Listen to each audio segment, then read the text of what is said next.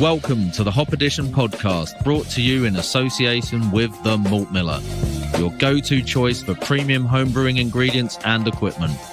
Whether you're a beginner starting out or an experienced brewer, the Malt Miller has got you covered. So for top quality products and customer service, jump over to themaltmiller.co.uk and tell them the Hop Edition sent you. We would also like to thank all our Patreons for their continued support with running and developing the pod. If you would like to become a member and gain access to exclusive perks and benefits, head over to patreon.com/the Hop Edition. Now it's time to get this pod started, so crack open a homebrew and enjoy the episode.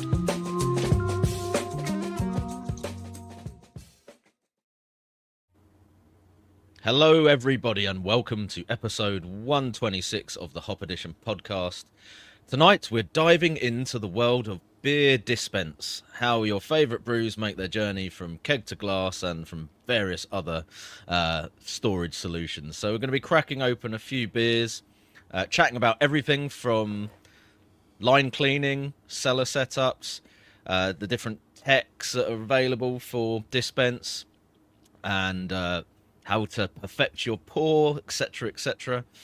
So whether you're homebrewing, setting up a home bar, or even perhaps a publican, this one's all about what happens behind the scenes to get those pints into the glass in the best possible condition and appearance from your dispense setup.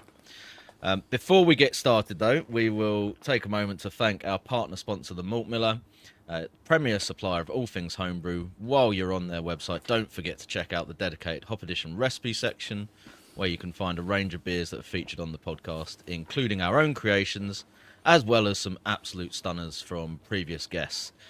Make sure that you're aware that Love and Beer tickets are still available, and if you go along to that, you'll get an opportunity to meet ourselves in person, so and even drink some of the beers that we may have crafted. Well, not me, but the other two guys are bringing some beers, right? And a few other sort of guests who are joining us on the all three of us as well. Yeah. Yes. So I wasn't initially going to be making it along, but I've negotiated an afternoon off of work so that I can jump on the train at some point in the afternoon. Hopefully not be there too late after it starts. I may even be able to get there for the start or a little bit before to help set up and stuff, but I will definitely be there at some point. So I'm really looking forward to that now, actually, especially after Stiffo's started hyping it up a little bit more on the channels. So I think we might have met a couple of times already, Brett. Can't wait to meet you. Brilliant. So yeah, if you guys are following on this pod live, as I can see, there's quite a few of you on the channel already. Just make sure that you get involved in the comments. Throw in any questions that you have during the pod, and we'll try and answer those as we go along. And tell us what you're drinking, because that's what we're about to do to get us started off, is to do the old round robin and see who's drinking what. So, Owen, what are you drinking?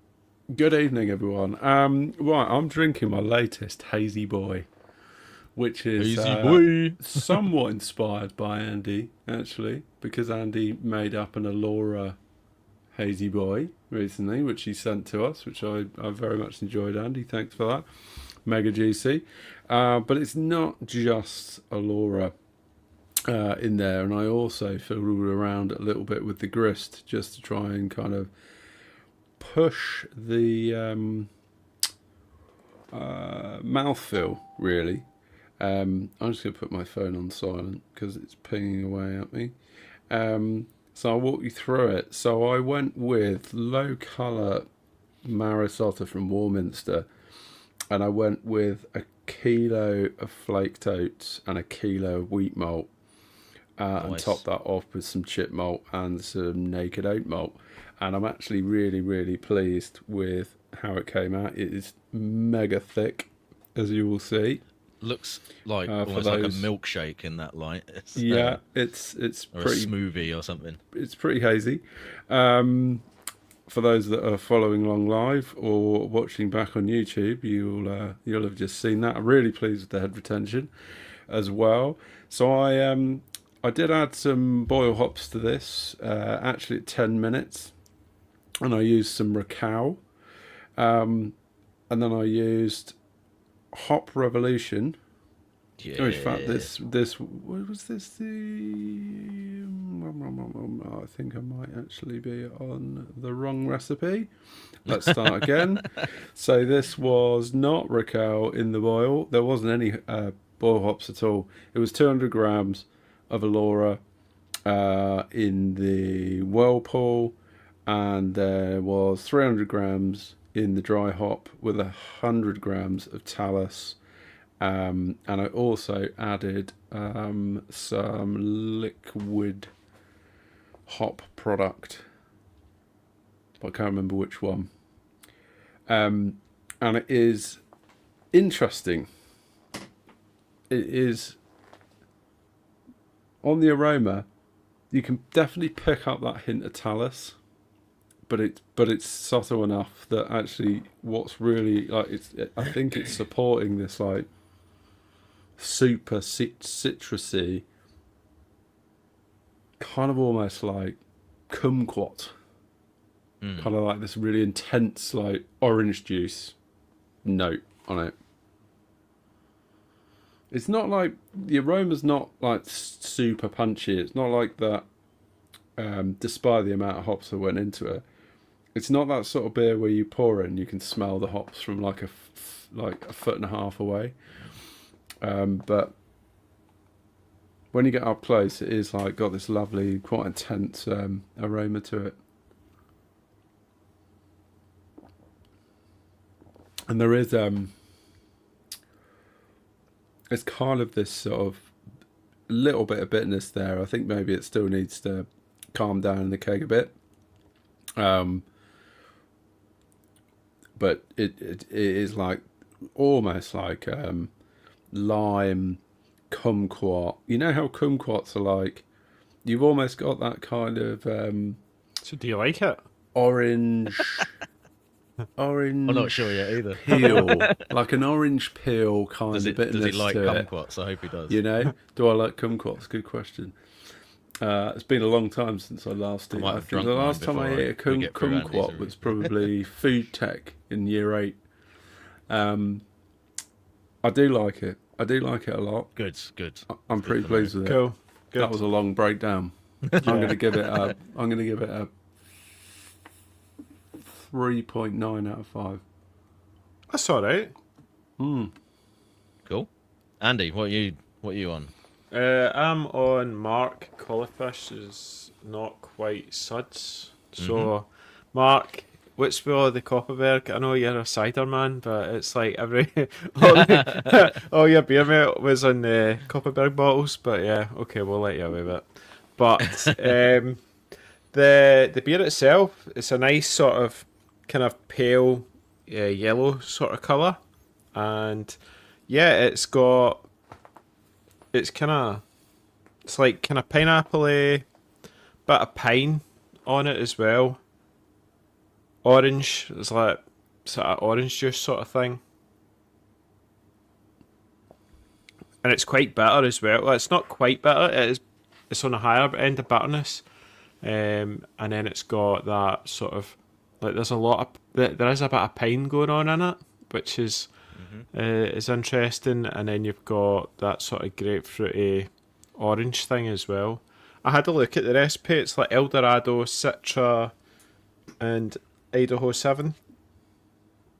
So, I don't know if you guys used Eldorado much. I've used it a fair bit, Times. Yeah. Do you normally get quite a bit of pine from that? Not really, to be honest. I've always thought of it more of a sort of slightly more subtle tropical, Which quite a bit of watermelon kind of flavour that I usually get from Eldorado. It's one that is not, to my experience, massively punchy or that exciting on its own, but it like works really nicely with, you know, like a Citra and Eldorado or a Mosaic and an Eldorado can like take the flavour in a slightly different direction to what it would normally be, and usually work quite nicely for me. I'm trying to work out where the pine's coming from. Idaho 7 then?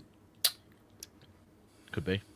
I think if you look at both of those descriptors, they probably might have pine in them, but normally you'd only be getting pretty subtle hints of pine. almost, hidden well behind a lot of the fruity notes. Mark says he fluffed up the hop schedule. What does he mean by that? It wasn't. I don't think it was a major mistake. But I think he Put used Centennial in it?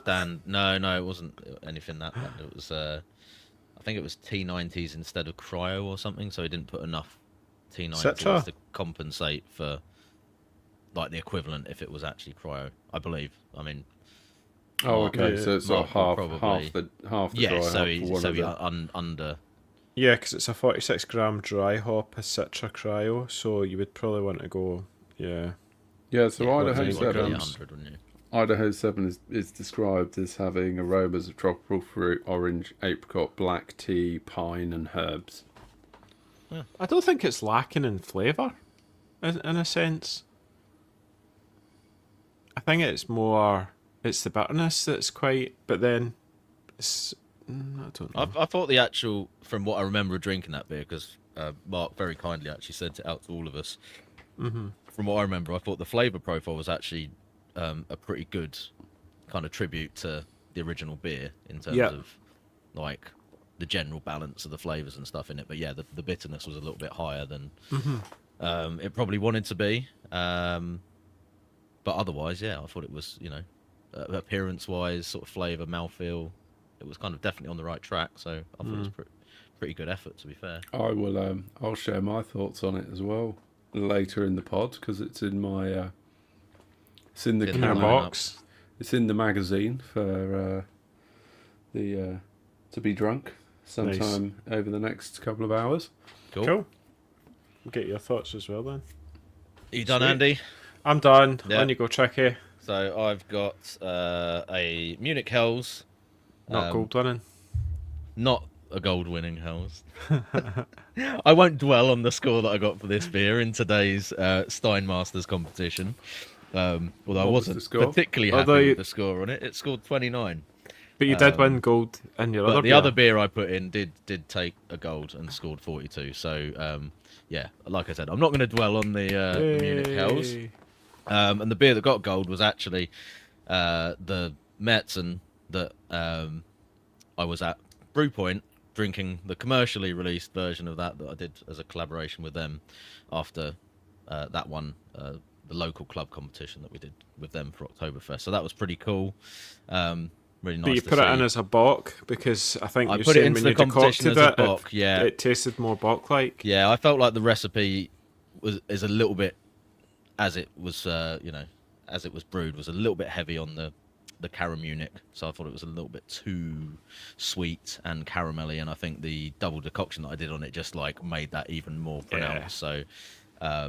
So yeah, Gold drinking it, running I was bock. kind of like, I think this will score better as a bock, and I was really pleased actually that my sort of evaluation of the beer, as well as obviously the beer itself, kind of went quite well. So, so yeah, it's that old trick of kind of enter it as what you think it will score well as, rather than what you brewed it as, and it's that's done me all right on a couple of Wise occasions. words. Wise yeah. words. Tricky. So it's And, always worth reading those guidelines while you've got it in your hand, basically. And a big shout out to Brett Harmon, who I think picked up a bronze for Yep, his indeed. fest beer. Little round of applause for Brett. Yeah, Yay. well done, Brett. Good, really well run competition actually by Norwich Amateur Brewers as well. So shout out to them. I was particularly impressed with their results stream at the end because I'm sure we've all seen the results streams where you can't hear anything and the signal is dropping out all over the place and freezing and whatever. And they'd obviously had some proper like microphones and stuff. Nice.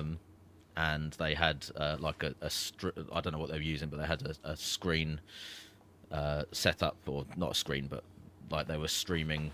Like a Black Magic. There's a so- there's a Black Magic mixer desk. I use it at church, and you can do different streams and stuff into it. Yeah, so Throw they in had the audio. like a kind of like slides, or kind of like a presentation type thing with the scores and the placings coming up, so you could That's actually really see cool. the names and Yeah. everything. Which, yeah, it's not always the case that it's quite that easy to decipher what's going on with those sort of things. And then immediately after the stream, like all of the scores and all the feedback was up on the website like instantly. So whatever they're doing, doing it pretty well. So fair play to them. Brooks's just says he's slipping on my infinity bottle, which is this from this. So yeah, cool. No, that's really good. That was nice. But yeah, back to the actual beer I'm drinking. I think it's pretty good. That was brewed with what was it? Harvest. So the L17. L17, yeah, that's the one. Really nice. So that's supposedly the Augustina yeast strain. Bit of Munich in there, bit of floor malted Pilsner, little dab of the melanoidin malt.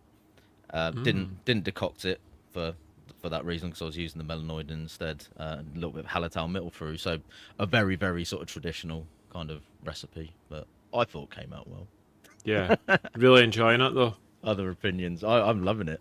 Yeah. So that's what counts at the end, isn't it? Yeah, for sure. And to be fair, 29, it's not an awful score. I mean, it's not going to place, but it's not. It's still classified as a good beer. Yeah, Is it I not? mean, I think it is. Yeah, the slightly frustrating in the feedback was like super clean, really well brewed, but they said that it didn't have any malt like flavour or aroma, which Sometimes it's just weird. I don't know. I'll give them the benefit of the doubt. Maybe it got a little bit oxidized in the bottle and it just lost that character. But I don't know. Doubt that. I don't think so. But anyway, yeah, don't want to dwell on that. So yeah. Can't Can we win get them on with the all. actual topic? Can't win them all, Tricky. I know I can't be win 'em all. greedy, but I was happy No, to you get another. can't. There was one chap, because I did watch the live stream, but the guy that won Best in Show, I think two golds and Best in Show. I think a guy called Paul Willis. Yes. Obviously mastering his brewing, which is great. There was quite a few other names I saw coming up more than once, which was great to see. But there we go. Cool. That's just our little current topics update on what's going on in UK homebrewing circles for today. So, what is the main topic of discussion, guys? I think we're hoping to cover everything you need for Dispense, looking at the options for mobile, home, basically your gas management, taps, kegs, basically anything that we can think of related to getting beer into your glass is the chat tonight. Nice. Sweet. We had fun preparing the notes for this one Yeah, it's a good earlier in the topic. week. Talk about gear. Yeah. And for those that like to walk their dogs, there is a good chance this one's going to go on for a little while. Especially as we're 20 minutes in and we've not even started yet. But, Well, yeah, 10 minutes of that was me just talking about my beer review, to be fair. So where are we going to start? We're going to start on mobile setup. So what we thought we'd talk through is really just like what's the most basic setup that you can have. The entry point, if you want to The get entry into point. Yeah. Dell. What Dell needs, that's what it is. So it's like assuming that you're getting into kegging, you're obviously like, we're probably not going to be talking about bottle conditioning or serving beer from bottles. We're just sort of accepting that exists and there is an assumption that exists. We are talking about everything on and above that, I'm guessing. So, what is the most basic setup that we would recommend? So I guess fundamentally, you've just got to, explain what an actual keg setup has to consist of in its most simple form, which is going to be the keg itself or some version of a keg. Nowadays, you can get quite cheap options for that in terms of like plastic versions. So you got your oxy bars and various other types that are from other manufacturers. Some of which can be multi-purpose as well, so they can potentially be used as like pressure fermenters as well as kegging as well. But you can get those from very portable. So I think what's the smallest oxy bar? Is that 4 liters or? I think it's Is 4 there even a litres, small one? Yeah, so you can get really nice compact ones that would be very useful for actually taking your beer to to places. Might be going to a homebrew club or just taking it around friends' houses and things like that, or even just bringing a small amount of your beer out from the shed into for your living room so you can pour draft beers at home when you're not sort of in the brewery area or wherever you've got your other stuff. So entry point can be fairly cheap, but you're going to need that keg. You're going to need some sort of regulator, and you can get mini regulators at the moment as well. There's a brand new one actually currently out from Kegland, which is available on the Malt Miller.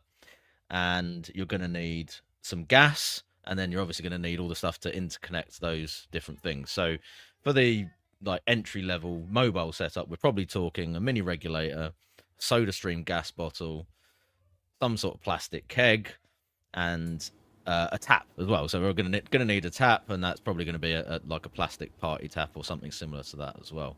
And what I think we did research this, but I can't see it on the sheet. So can anyone remember roughly what the sort of entry level pricing might be? For things if like you go for the Malt Miller Oxybar 20 litre home dispense kegging kit, it's like with the little CO2 bulbs included, 10 of those, it's like £102, but I think it's 90 quid for the kit, for the keg, the reg, and a party tap as well, so you can get the beer out, and then add in the little cartridges. You're talking £102 basically. And I think you guys were saying as well, for that little reg, you can also get an adapter so you can put soda stream bottles on that as well. Yeah, I think it comes with it. Yeah, with that regulator. So then, how much is a soda stream bottle? 20 quid, I think. 20 off the bat, and then I think it's less money. Slightly to cheaper do the when exchange. you're exchanging them. Okay, so that's what 20. So that's £110 to get a dispense set up. Then, yeah, That's pretty bloody cheap, isn't it, compared to years gone by where it would be like, hopefully pick up a second-hand corny keg, buy a proper regulator, have to then get a massive bottle of CO2. Yeah. So that's a really, really great option for anyone that's just wanting to even just experiment and explore. Absolutely. The quality change or... And I think even if you move on from that as well, to get like a proper bar system or whatever, that smaller kit is always going to be available to you as a portable. You're still going to use it. Like mine's it's this I just brought. I got like a little cannonball one. I got like a 10-litre version of one of those, and take it to parties and stuff like that. Yeah, and all you do is put the little jumper on, fill it up, and take it to a party. So I've taken one camping before, and you can have it there with your little soda stream bottle. Keep your in draft beer all you could use it. You could use that. You could use that keg for cleaning as well. So you could store your purple beer line cleaner or something in it, and then use that to flush out all your lines as well. So it won't be a waste of money. Basically, is what we're saying. Although I would recommend against storing purple beer line cleaner in a keg, because I think it can eat away at stainless steel. Sorry, that's the plastic. In PET, you'd probably be. No, that's what I mean. The original, because I wouldn't store it in stainless because it ends up corroding all the. That's what I thought you were saying. Oh no. Yeah, you can keep it in PET. Yeah, good. Yeah, that's why it would be better. Yeah. In fact, I think I have tried to keep some purple beer line cleaner in a plastic PET bottle before, and I think it does. It doesn't like it very much. Yeah, it's just horrible stuff that you just grim. Use not nice. Dump sort of. I was using it last night actually to clean out my handpool. And I pulled some in, left it for like best part of 20 minutes because I was brewing last night, and then pulled the first lot out and it's just bright green. I was like, that's not a good sign. That's overdue. Well, obviously doing the work, but it was definitely overdue. But coming back to the sort of the new mini regulator from Kegland, and your point, Andy, was that there is a simple adapter that you can add in for the CO2 bulbs, and then you just take it out for the soda stream bottle. I've actually got the Malt Miller's version, Yep. which is been around for a little while now, and you can also do. I think you might even be able to put that on a proper bottle of pub style CO2 bottle. I'm not sure. You can definitely do SodaStream. You can definitely do CO2 bulbs, but there's quite a few more fiddly bits that you have to take on and take off. But I love mine. I think I always run mine with a SodaStream bottle, and it's super versatile, really easy to. It's very travel friendly as opposed to taking a 6 kilo bottle of CO2 around. That's for sure, yeah. Which I have done in the past. It's a bit of a pain. That's it there. So. Oh look, Andy's doing show and tell. Look at So that. you've got this is the one I've got, which just gives you the little 16 gram or whatever it is CO2. You just screw it in and then just gives you pressure. And it's great for just pushing beer out, like when you take it to an event or something. I use it for the burn supper, basically, and then you just basically serve beer straight out of it. Normally when I go to Dell's, I just grab the big one with the regulator and we just fire it out through that, no messing. But I think I have used this one before up at his, but yeah, it's just dead light and handy and easy to take about, like you say. Very portable. Cool. Love that. So the other thing with mobile setups is you can kind of start getting involved with proper taps and stuff if you go down the route of doing a jockey box. So I think they can take various forms, can't they? So you can have kind of cooling coils in a box which the beer runs through, and then you fill it up with ice and stuff like that, or you can have the sort of mini kegs themselves inside a kind of cool box, again with like ice and stuff. So that's a way, I think, primarily for kind of like cooling, if you want to do a like portable setup that's actually can be kept cool as well, or at least, kind of like close to ice cold beer or whatever. That'd be nice. You can have you can do that with kind of like metal coils that the beer will run through sat inside, or like I said, the kegs themselves, and then you can mount actual taps on the outside of the box and have it as a little portable bar that you can drag around with you. I've never made one, but they do look really cool, and I've seen a lot of them online where people go sort of all out to make them as high tech and whatever as possible. So they're pretty cool. Yeah, I was looking at, well, at least watched a video on one a little while ago, and it was from the dude, there's an American YouTuber, and it's Larry's Beer and Barbecue, I think. Oh, yeah, Come across him? Yeah, of course. He's a bit of a legend on YouTube, and he made one. Yeah, and it was like a double tap jockey box. So basically, it's a cooler box. You run a copper coil that's wrapped around, and that goes inside the cooler, and then it comes back out again. So, and you'd have a tap attached on one end and an outlet to the keg. And I think, I'd definitely think about making one if I thought I had more, like if I was going to get use out of it. I just don't think I'd do enough like events outside. If I was when away it's hot. camping outside like all through the summer, then maybe it'd be worthwhile. But I think maybe it's a bit more of a thing in America as well, with the sort of like what do they call it when they pull up with the their pickup trucks and have food and like a barbecue off the back. Is it tailgate parties and stuff like that? Maybe that's part of it. I don't know. Did you not see quite sure how the driving works with that, but whether that's just like a proper stereotype, and actually very few people probably do that in America. But did you see about?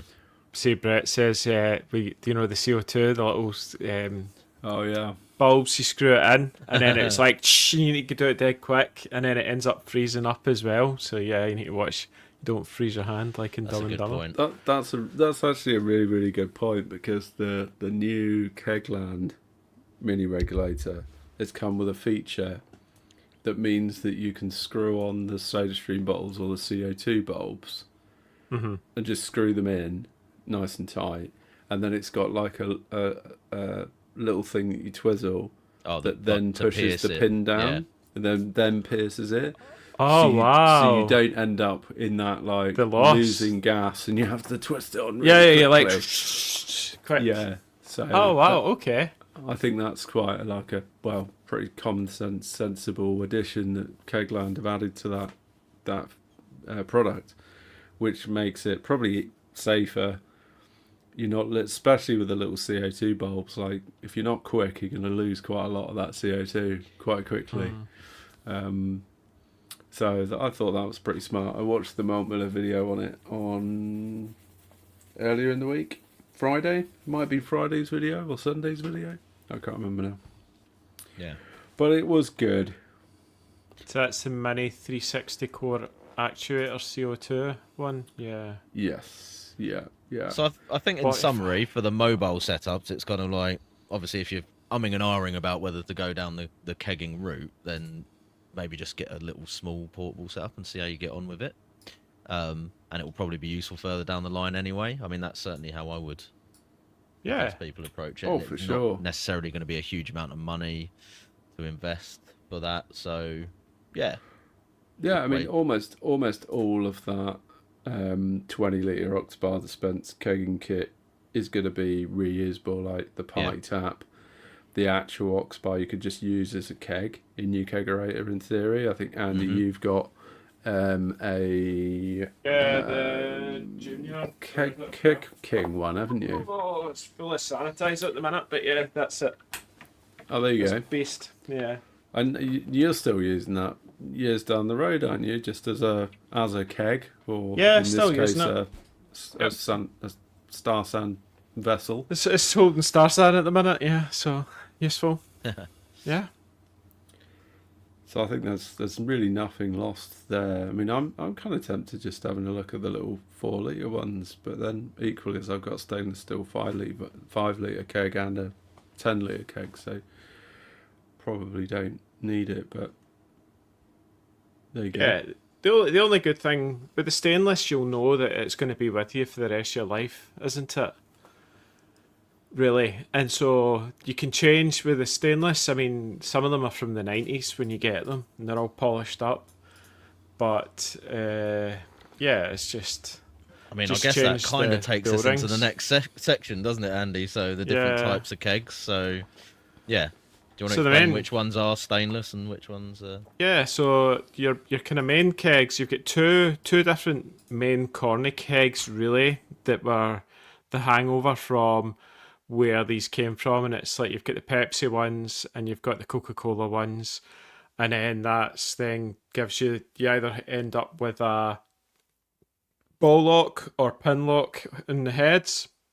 And what we tend to find now is, even when we had Johnny, we were speaking to him, he was saying that they cut the heads, the pins off, and then so that they're all basically ball lock. Because I think these days everyone's using ball lock. Everyone's kind of knowing. Very few people use pin lock, which is the disconnect. This basically the grey thing here that you put on. So yeah, you've got basically the short fat ones and the tall skinnies, and dependent on your fridge, how many you can get in, then that'll dictate what you go for. If you've got quite a short fridge, you might want to go for the short fat ones.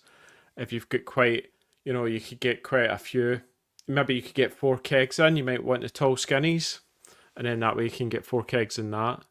So that's how my 2 fridges work. I've got 2 larger fridges, and one's slightly narrower, so it takes the 4 narrow ones, and then I've got the bigger one that's wider, and it takes the 4 short fat ones, so then that gives me 8 kegs basically in there.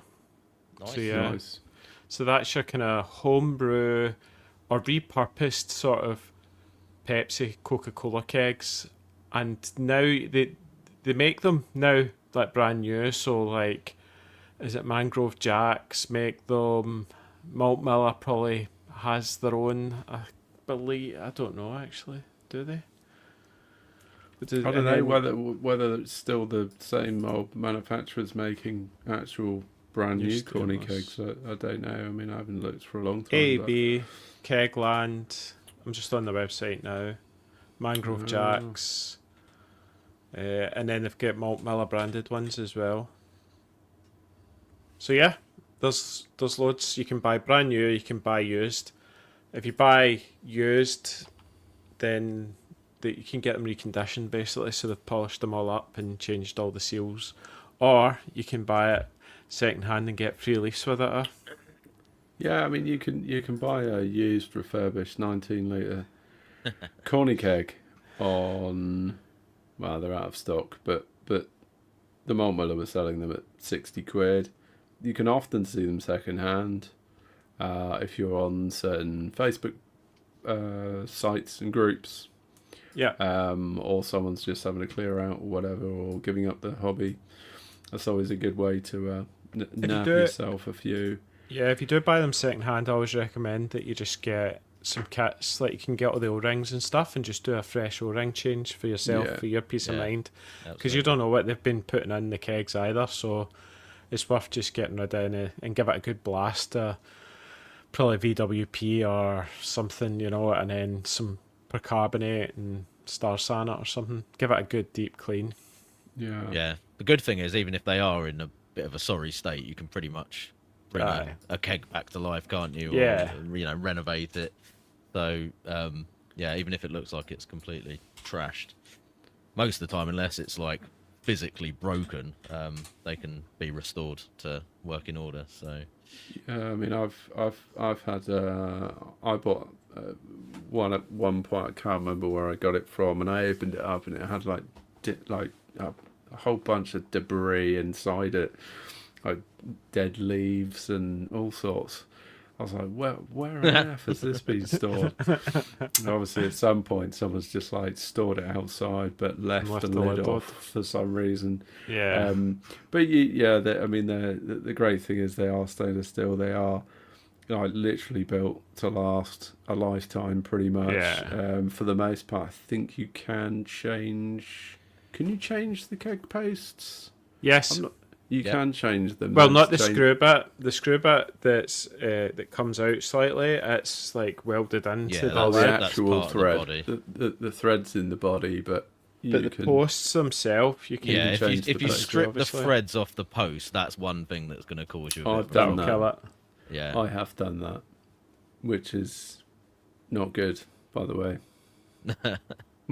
I ended up having to drill it out, and then I had to buy a universal keg post that you can then slot in.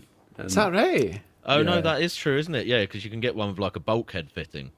So even if you do that, you can cut the original bit out. Like you said, you've just drilled it out, Owen, and then fit that through the hole. So yeah, pretty hard to kill them, really, isn't it?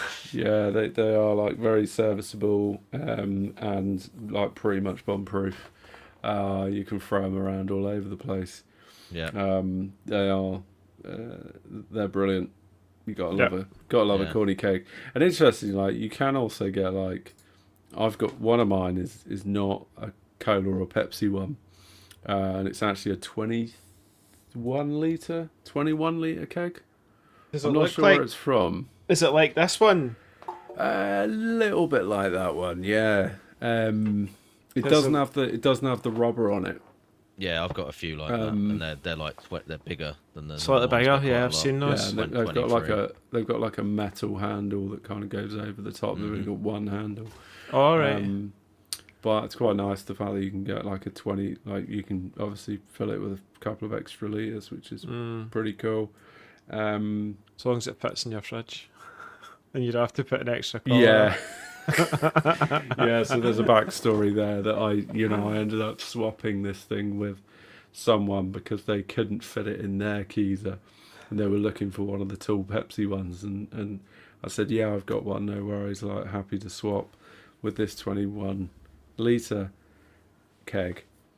And then I got it back to mine, went to put it in my Keezer, only to realise that it didn't fit either, and ended up having to put like an additional collar on top of the existing collar that I had, just to make it like an extra like 3 or 4 inches taller,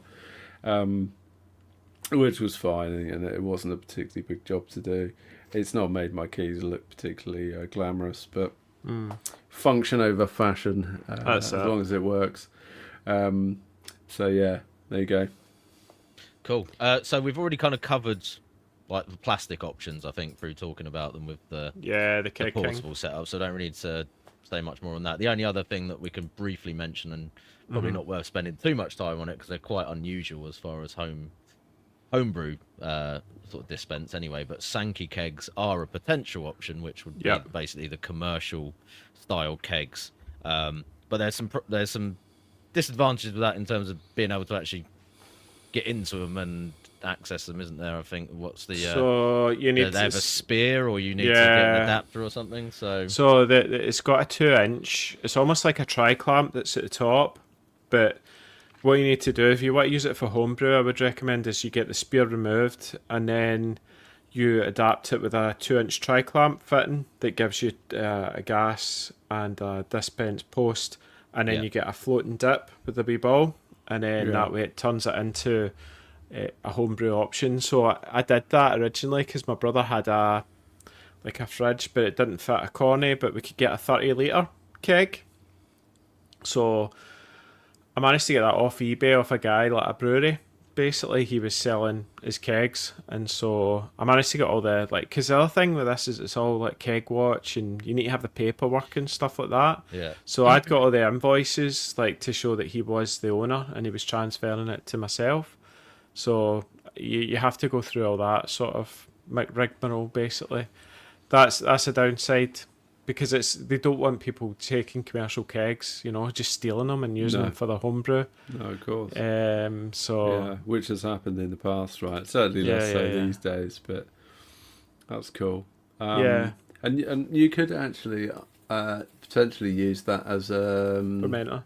like a fermenter, right? Because it's technically a uni tank at that point. Yeah, it is. Yeah. I mean, maybe Yep. not a particularly fancy one, but it's still like pressure rated, and you could pressure ferment in it, and Yeah, and All then the just rest of serve it. straight out if you wanted. yeah, so sort of dual purpose. Yep. So yeah, it's pretty cool. a few people talking about the plastic kind of eco kegs with Sankey fittings in the chat. Yeah, they're the bag ones though, aren't they? So it's like basically dispose. So you pump CO2 into round and it squeezes the bag to push the beer out, doesn't it? Yeah, I'm not sure what that's what they're referring to. Actually, are you guys referring to the yeah. Kegstar Liam's just said ones? not the bag ones. Yeah, I think are they called Kegstar? I thought they had a think- foil. I think those are I'm not 100% on potentially this, to they be might honest. make some plastic ones. We've exposed the gap in our research here, fellas. Let's move on. Yeah, swiftly. we have, but that's why we have the chat. But then it's the other one, hive see mind. you've got the perfect draft ones as well, and they're definitely like a bag within a kind of aluminium keg or something like that, and basically that pumps air into outside the bag and that squeezes the bag that pushes the Yeah, beer yeah. out. So to Yeah. reuse them's a big pain. Whereas I imagine when you send them back to get your deposit, they just strip it all out, new bag, and away we go. Yeah, Yeah, you do see those quite a lot, don't you? The ones you're talking about. Perfect draft. Yeah. Is Yeah. it perfect draft? Yeah, Phillips perfect draft. Yeah. But you see breweries. There's other use ones as them- well. Use them quite a lot as well, don't you? Particularly yeah. It craft seems to breweries. be pretty much exclusively what they have at the little tap room, or what the keg beers come in as from the craft Yeah. breweries. Yeah. Yeah. Oh, the big kegs with the disposable ones. Yeah, Yeah, and the whole reason for that is because it's harder to get your kegs back when breweries spend a lot of money on stainless, and then they don't get their kegs back, and then they lose Yeah. a lot of money. So Mm. and they're sending such small quantities out to such a yeah, wide range of places that it's probably just not feasible to no, be operating in that kind of manner, I would imagine. But I mean, Yep. yeah, it's worth being aware of, but it's not something that's readily available to the homebrew market, particularly. I don't think unless you get a Sankey fitting and then you want to put some commercial beer in on your kegerator or something maybe, and you pick up one of these disposable ones, then you could use it, I suppose. Mm-hmm. But yeah, expect to pay like 200 quid or something for the keg, if not more. Okay. Good. Gas? Yeah. So Gas? as the chat were highlighting what we were talking about, or Andy was talking about, was key kegs.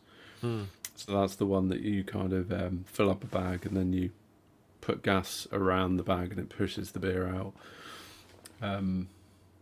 which is slightly different. And I don't think those are reusable, and predominantly used by the commercial market rather than home brewers. So we won't get into that too much. Yeah, because Keg King have the silver one, isn't it? They now use, but it's more, I think, maybe more popular in Australia. But that will be CO2 and it's plastic, and it's basically the same as that one I've got the beer in, but I think it's got a commercial fitting on it, so Sankey. Yeah, which I think is pretty much the key kegs look a lot like the Keg King Junior thing that you've got, which is cool. Let's move on. So types of gas. Yeah. So do you want to cover this, Andy? Yeah, I can. Yeah. So when you get into it, you might they'll go like, oh, do you need beer gas or something like that? But what you want actually is, as a homebrew, you want pure CO2. So you just want carbon dioxide. Whereas beer gas tends to be for pubs where they want to try and reduce fobbing. And it's like a mixture of nitrogen, CO2, so like 70% nitrogen, 30% CO2, or 60% nitrogen, 40% CO2. There's like different grades as well. So if you're using, I think if you've got stouts or nitro pours or whatever, then you end up with a 70-30. And then if it's kind of ales and IPAs and all that sort of thing, it's a 60-40. And then maybe if it's just like lagers, they might use a pure CO2 like we do, but it's you don't want that basically, unless you're doing if you're doing cream flow or something, in house, and you want to replicate, then it's a different regulator as well. So really, if you're starting out, get a CO2 rig and just get pure CO2, and that you basically pay a deposit. Some places like they do rentals, which avoid doing rental stuff. I would go for somewhere like, what's the French one that I use? Yeah, Air Liquide or something like that. And you get, I think you pay like a £70 deposit for the bottle, and then refills are like anywhere between £15 and £30 a kind of visit sort of thing. And it's like it's like about a metre higher, isn't it? It's right. Is that it there? It's like a 6 kilo one. It's typically what pubs use, right? Mm-hmm. There is bigger ones. You can get big, huge ones, but we tend to use, as homebrewers, that one. You can get smaller ones as well that are kind of half size. But yeah, they're like little. Is it like 2.7 kilos, something like that? I think, or 3 kilo. It's half the size. The even bigger ones are kind of impractical, right? Like because it's just lugging that thing about. Unless you got like a commercial van or something, you're going to struggle to get that thing into your car. Yeah. I've always been a believer like have a backup as well. I've done that in the past. Yeah, so you kind of, if you end up with a gas leak and the whole bottle's gone, at least you've got something to back up. Because for some reason, and I guess it's just sod's law, right? That your beer, your CO2, or whatever gas you're using, always has a habit of running out at exactly the wrong moment. Yeah. Like you're trying to keg a beer or something. Also, just an experience I've had, cause when I changed gas supplier, was I got given a CO2 bottle with a dip tube. Oh, wow. And I was sort of in there just chatting to them, and they were like, oh, what are you using it for? I was like, I'm using it for homebrew, dispense, blah, blah, blah. And the dude was like, oh, you need the one with the dip tube. And I was like, That's a fire extinguisher. Maybe not. No, and he was like, "No, you do," and he's like adamant about it. It's like, "Okay, fine, I'll take it." Wrong. And it turns out you absolutely don't, because every No. time I went to like keg a beer or like use it more than simply just to pour a beer, it would just freeze the reg, and then it would just go like haywire. It was quite frightening. Yeah, because you're pushing out liquid CO2, because Yeah, that's what literally. you're taking. Because Yeah. I'm sure that's what a fire extinguisher does. It's got the dip, It and would. then it just fires it out rapid. That's why they say if you do reuse a fire extinguisher, turn it upside down when you're doing home brewing, so that the Right. dip's Yeah, at the that makes bottom, sense. but it's now at the top, sort of thing. So Yeah. Yeah. So that was a lesson, and I ended up sort of taking that back. You know, after trying to use it a couple of times and then working out what the problem was, because I couldn't work out why my regulator kept just freezing into like an ice block. You know, which was not actually ideal. really dangerous. yeah, Yeah. totally. Yeah, Well, it was that a could bit burst the frightening. regulator, and then you could have completely, I Yeah, remember I it's was everywhere. not a I good remember I was at situation a with pub. CO2 blasting out at full pressure. I That was can at turn a- it into a missile, basically, can't it? Like that's It the, would, yeah. that's the Yeah. horror Yeah. story. If you're not, that's why you. And this is probably a point worth making. With your gas bottles and your regulators, you should always have them like chained to the wall or attached to the wall in some way, because if it topples over and you like shear off that reg or part of the valve, That's a rocket ship, assembly, man. you've just created a missile. Yeah, actual. I mean, literally, they can go through walls. Like, Yeah. So, you know, you're not. You don't want to be having that happen to you in an enclosed space, like. And also the gas itself, you can end up like, you know, if Choking, that dying. goes off, you could suffocate yourself. So, Yeah. Asphyxia, yeah, for sure. You do have to be pretty careful with that. Good point. So always have a chain. Always have a chain installed on the wall, Yeah. guys. I was gonna say I was in a pub, one of the craft breweries in Paisley, and they had one of the girls was just, I don't think she was that experienced in the pub, and then she couldn't get the thing, that the keg back on the post or something, and it was just pumping CO2 like crazy, and you could see the whole reg starting to freeze, and I was like, I was like, someone, why is no one helping her, sort of thing, and then I was just like, straight in with myself, because obviously I've got all the stuff, and I was just like that straight away. Shut the gas bottle off, you know. Yeah. Right, let's get it back on before we flipping. Like, yeah, you get a proper accident here. Yeah. I mean, it's no joke, right? You do have to be conscious of what you're playing with in terms of like a massive bottle of highly pressurized, you know, CO2, yeah. yeah, gas. So Absolutely. Hopefully, we've not put you off. No, be for any, careful. any newbies, perfectly manageable. Just do your Yeah. research. Yeah. would be my message. so Don't leave it in the car as well. yeah, nitro is an option though, isn't it? If you want to do your kind of nitro pour beers and stuff. Yeah, it's just a different reg. But you'd have to have a different regulator there. Now I've never had a nitro set up myself, but I believe as far as the differences between the two of them, obviously you would effectively be, you know, creating like a sort of parallel system to the one that you'd be using for CO2 if you are going to go down that route. So you do need a separate regulator, and obviously you'd have, you know, separate Pressures are gas much higher. gas lines, all the rest of it. Yeah, you have to run it at a higher pressure. If it's a mix, then the CO2 that's in there is going to add a bit of the carbonation to it, but I'm not sure if it's the case here in the UK whether you can actually buy like the pure nitrogen for bar use, but if it was pure nitrogen then you'd have to like pre-carb it a little bit as well before, otherwise the nitrogen doesn't carbonate obviously because it's not carbon dioxide, but it's on its own it won't work, basically. That's what we're saying.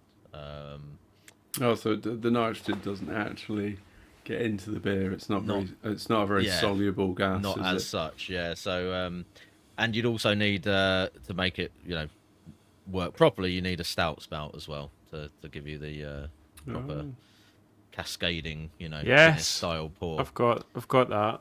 On, well, I took it out. I mean, they can work quite was it nicely the actually, just Bellhaven? on a normal CO2 fed I know. tap Yeah, anyway. yeah. I've got that Um, as well. Aye, For the little stouts and nozzles. stuff like that, but you don't get that like proper Guinness style, cascading. I put it on the Impey, and then you just run it like lower pressure type thing, and then it doesn't turn into an absolute foamy mess. Yeah, It's the idea. Yeah. Do you reckon you could run like serve beer with nitrogen but on a hand pull? Yeah. So you would just put nitrogen and it would be at too high pressure though, wouldn't it? So how would you? no, it's just to stop oxygen going in. Is what he's saying.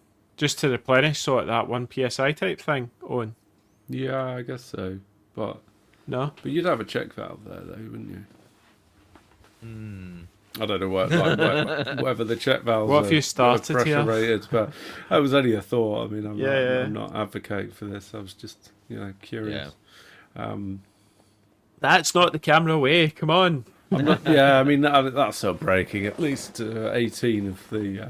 What are your thoughts on camera rules. beers other than stouts with the nitro pour though? Because I'm not a fan. I've got to say, I think they're generally Do you like cream flow? yes. Or what was it? Waddingtons. Bellhaven Best. There's another one on nitro. It's not for me. I love it. Guinness. Well, that's what I'm saying. Like Oh no, stouts you and said stuff, stouts.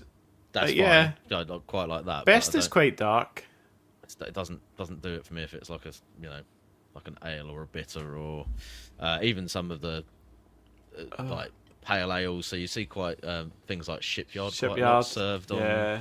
nitro. Nitro. It just makes it like flat and insipid for me, really. But I don't I don't know. know. Maybe that's just my perspective. Your mileage may vary. So, Yeah.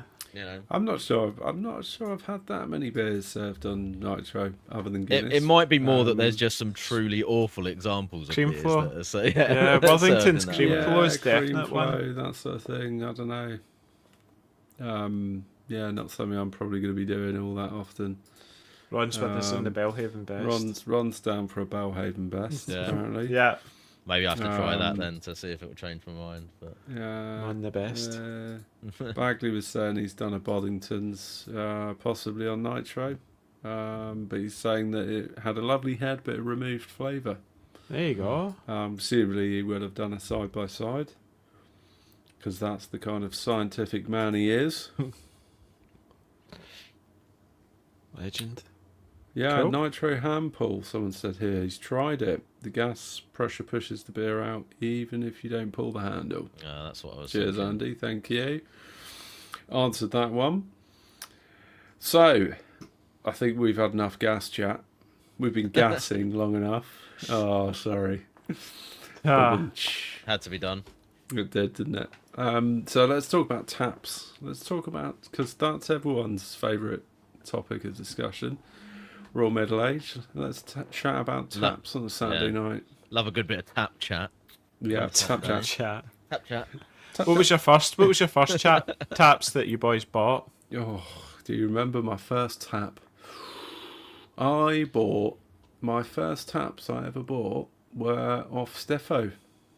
Really? I bought Steffo's old taps. Yeah. Yeah. I got the Before pretty they much was the famous? cheapest ones I could find off of eBay, which I think That's were what I kind of did. Chinese made. Oh no, it was Amazon, I think. They actually look quite nice. Like they look legit. And European they had lager the, taps. They had the flow control on them and stuff like that. Yeah. And to be fair, they served me pretty well. And actually, they're still going because I sent them off to Mark to use on his kegerator, whose beer you've just been drinking. So he's got them now. I upgraded to the Kegland Nuka taps instead. And yeah, I mean they worked. We'll talk more about this in a bit, but I wasn't a fan of the flow control on them at all. So I didn't really like that. And the main thing with those ones that I found was the disadvantage was cleaning wise. They seem to gunk up quite a bit. Yeah, you more. would take them apart, because you would clean them regularly. You would take them apart, and the amount of like yeast and gunk that would build up in it was ridiculous. There was lots of stuff in there in the mechanism where it You had don't the get opportunity that. for it to build up. You don't get that with the Nuka taps, basically, do you? Really, no. I mean, there's a difference in the way that they function as well. So, I guess it's a fair point to bring this in. But you have forward sealing, and you have rear sealing taps. So the cheaper ones will tend to be the rear sealing taps, where essentially all that means is like the mechanism for the actual tap lever is in front of the seal. So where the beer comes out through the tap, you've got, in that portion there's the mechanism for the actual lever and everything, and whatever it is that's kind of shuttling that backwards and forwards. On a front for forward sealing tap, that's behind the seal. So essentially you've really just got the spout and then the seal. So for me they're far easier to keep in good nick, because at the end of the night, or when you finish serving beer, all you really need to do is give it a quick squirt with a squirty bottle of Star San, and your tap's going to stay super clean. Yeah. As long as you're doing the occasional line couple. clean and all the rest of it. But I've found that the taps just don't get that mucky kind of build up on the inside, because there's not anywhere for it to congeal, and it just kind of gets, if there is anything building up, it gets pushed through by the beer itself when you pour from it. So yeah, forward sealing versus rear sealing. I mean, we've kind of skipped over party taps and things here, but we did talk about them a little bit with the mobile setup. All I would say with that is that the party taps, those little ones there, I almost treat those as almost like a disposable item, because they tend to break so often.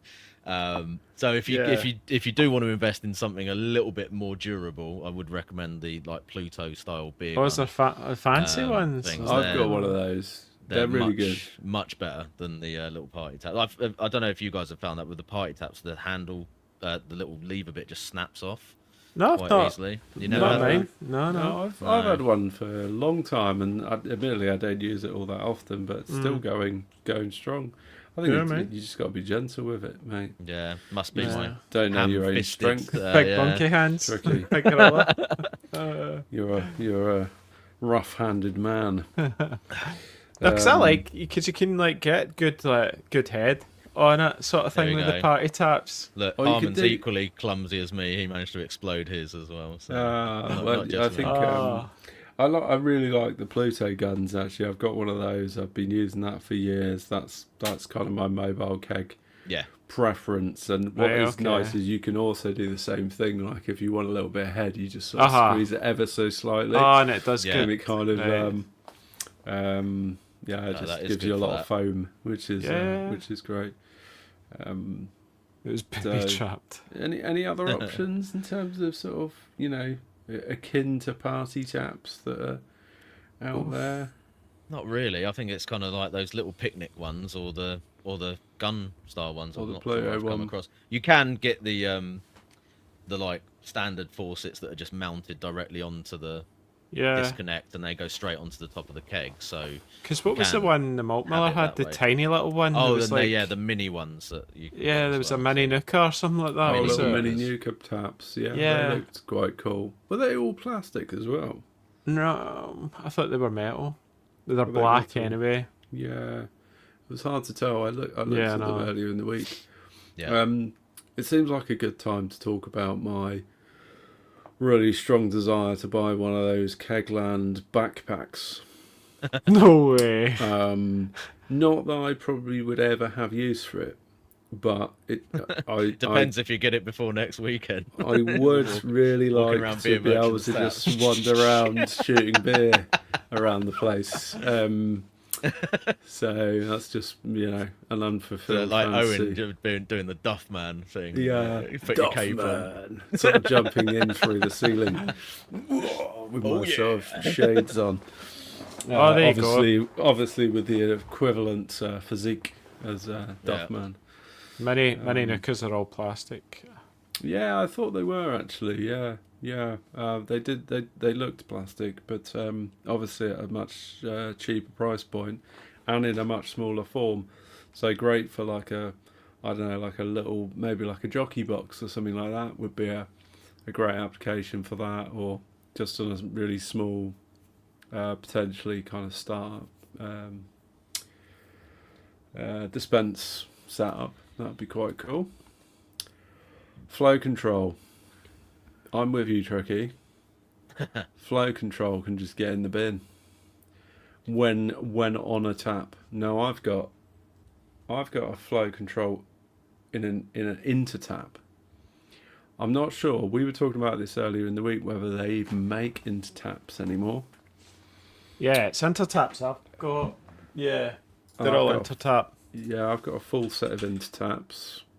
I think they stopped making them for some sort of copyright reason or something like that, or rebrand, or. Well, I think you can still pick them up on eBay, apparently, by the looks of things. I was just going to say, there's what looks like the Instap design on the malt miller, but it's out of stock, so maybe it's not it looks actually like you produced anymore. Can't pick them up anywhere other than eBay, by the looks of it. As to why they stopped making them, anyone's guess. Yeah. But as Andy is hypothesising, it was something to do with some sort of copyright lawsuit or something. But they were pretty good. They were forward sealing taps. Yeah. Very similar to the Nuka tap, I think. But I've got one with flow control in it, and I just find that all that happens is when you attempt to use the flow control, it just causes an outrageous amount of fobbing. Or like, it's like the purpose that it seems to be intended for, to help you reduce fobbing, it does the exact opposite. It does the opposite. It seems to just create more foam, even though you're trying to slow it down. Mine just stays in the immediate horizontal position, and I just use it like any other tap. So that was exactly the same with mine. I just never used them, so they got binned off. And there is flow control you can put in line, though, isn't there? Which is the kind of grey and black, and you can put that on the line, and they work really well.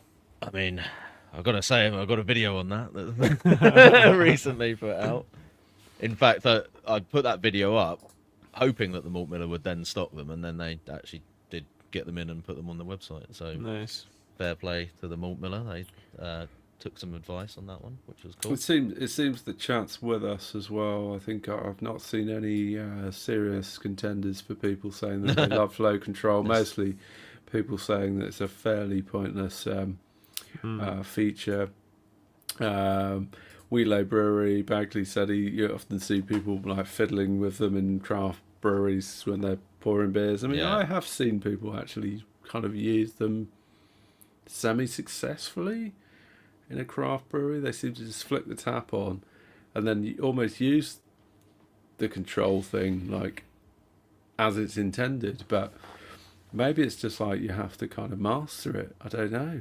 Yeah. Maybe we're just like massively overlooking this. I feel like I played around with them for long enough to have stumbled across the way to use them properly if there was one, but it didn't work for me. I just think you need to go and see Yoda and get some proper. That might be it. Andy at training. Fourpriest's got them, and he says it helps with waste. So we've got one supporter of flow control standing up for its rights to exist. So I mean, it might be one of those things. Andy's mentioned pressure there, and perhaps what he's getting at with that is you almost have to have the pressure set higher for serving in order to make the flow control more effective. I don't know, that might be me speculating, but that is something with serving that sometimes it could be a little bit counterintuitive, where actually your fobbing can be improved if you do turn the pressure up, because it stops the right, okay, well that's a slightly different scenario. So he's on 60-40 gas. Interesting. Which what I was saying earlier about how 60-40 gas is used to stop fobbing, basically. And we have got fobbing later on to talk about a bit more specifically. We have. We can so I won't go into that. Fobbing. Won't go into that too much before then, but basically the theory is obviously if you're dropping the pressure down too low, then as the beer comes out through the tap, the gas is all coming out of suspension too quickly, and that's why it fobs. Whereas if you keep it on the higher pressure, it helps to keep the gas in the liquid, basically. But there's a bit of a trade-off there in terms of just how fast it comes out the tap. So if it's blasting out the tap into the glass, then you have the issue of just trying to actually control the pour itself and how quickly it's going into the glass, which can make it froth up anyway. Which is why I really like the inline ones, because you can throttle that flow back a little bit and have the pressure a little bit higher maybe than you normally would, and really dial it in quite easily. And I find the difference with them compared to the flow control taps is they really don't seem to introduce that kind of like disturbance or disruption to the flow of the beer that would create more fobbing along the way. So I don't know exactly how the internals of those work, but I would guess that there's some sort of kind of like gasket that just kind of like when you screw it tighter will kind of squeeze in and restrict the flow, but maintain a fairly sort of laminar flow of the liquid through it without causing any disruption. Whereas the flow control things have all sorts of, you know, mechanism inside the tap that's working to do that, and introduces quite a lot of stuff that can potentially disrupt that flow. I think that's my fairly unfounded theory on it. There's a little bit of pseudoscience in there. Yeah, laminar flow. I use some words that might have sounded slightly scientific, so yeah. Cool. You sounded well informed. That's my theory, and I'm tricky. Well done. There are a couple of other taps that are worth mentioning. There's the Excelsior tap, which is what you typically might find in bars. You know, the quite tall one. I think Andy's got one right behind him, the Budvar one. I've got 3, so I've got 2 in the Bud. And I've got one on the Bellhaven tap as well. And do you know what? So you guys have had iTaps in the past, or still have iTaps. It's pretty much the same as an iTap, the way it works. See how the plunger where you move it up and down, and it's got the kind of the V that moves it up and down. That's how it works, the Excelsior. So it looks like iTap have just stolen the design from the Excelsior and used it in as part of the makeup of it, basically. But it's amazing, like the taps, the flow, you can get really good flow through without any fobbing, that sort of thing. So you can fill pints really, really quickly off the tap. I think that's the advantage of having them in bars, isn't it? Like the speed at which they can fill up a pint, and it's good, really, sense. really good. And take it apart dead easy to clean as well. So that's the bonus. And you can just go on eBay and buy second-hand bar fonts and stuff as long as you've got space for them, basically. Or if you know someone that's in the line of business of pulling pubs apart, then which is always a good person to know, particularly if you want a collection of hand pulls or regulators, which we are excluding from the discussion from tap chat. Because we're going to cover hand pulls at a later point. But there's one final tap to talk about. The Holy Grail tap. The hallowed Czech side pour. For anyone with pockets deep enough to afford the tap one. That I'm priced out of. The Luca. The Luca side tap pour for anyone that's super into their Czech beer. So this is I'm going to assume this is a traditional Czech lager tap, which you often see if you go to London Craft Beer Festival or wherever Budvar are. Often you'll see them pouring from these side pour taps. So I did the side pour challenge with them the year before last, I think. And, I've never had a go. Completed it, so don't need one now. Completed it. Yeah, they had one over in I beat Brett and Lance, who were doing it at the same time in the challenge, and they both own one. So I was like, well, there's no point me getting one now. So I guess I can just do it. It's too good. Yeah. Brexy's just. I was like, yes, Radim. You got the seal of approval, did you? Yeah, man. Yeah, Brooksy's just made a very good point on in the chat, which we'll get to in a second. But the challenge with the Luca side pour tap is they are 300 quid or like 280 odd quid. Yeah. They're a lovely piece of equipment, but equally as the thing that you get from it is literally just the quality of the head. The foam. Right, it's the foam that goes on top of the beer. Because it's through a mesh, isn't it? It's got this mesh thing, isn't it? That it forces it through, which creates the foam. Yeah, I mean, I haven't really investigated the inner workings of the Luca tap, but and interestingly, I think someone discovered that you can achieve the very same outcome with a syringe. So if you were to just pour a beer, take some of the beer out in a syringe, and then just squirt it back into the beer, it sort of creates almost the same effect. Obviously not as cool. Yeah. But I'm not sure. I thought it was to protect the beer from getting oxygen. That was the whole idea, to keep it under the foam, you know. Yeah, that's true. I mean, how many of you have drunk a beer, and during the period of drinking the beer from start Oxidized. to finish, you've gone, that's tasting a bit oxidised by the end of it. Especially lager. Seriously. I think that's probably Marketing BS. taking the oxidation issue beyond the realms of any relevance, really, isn't it? Yeah, unless they're pouring beers and then leaving them for a long period of time, which I can't imagine they're doing because it would get warm. I mean, I'm the not sure I'm mechanics of believing how that. oxidation actually works means there's no possible way that you could see any perceivable difference from that. Like, it's just bullshit.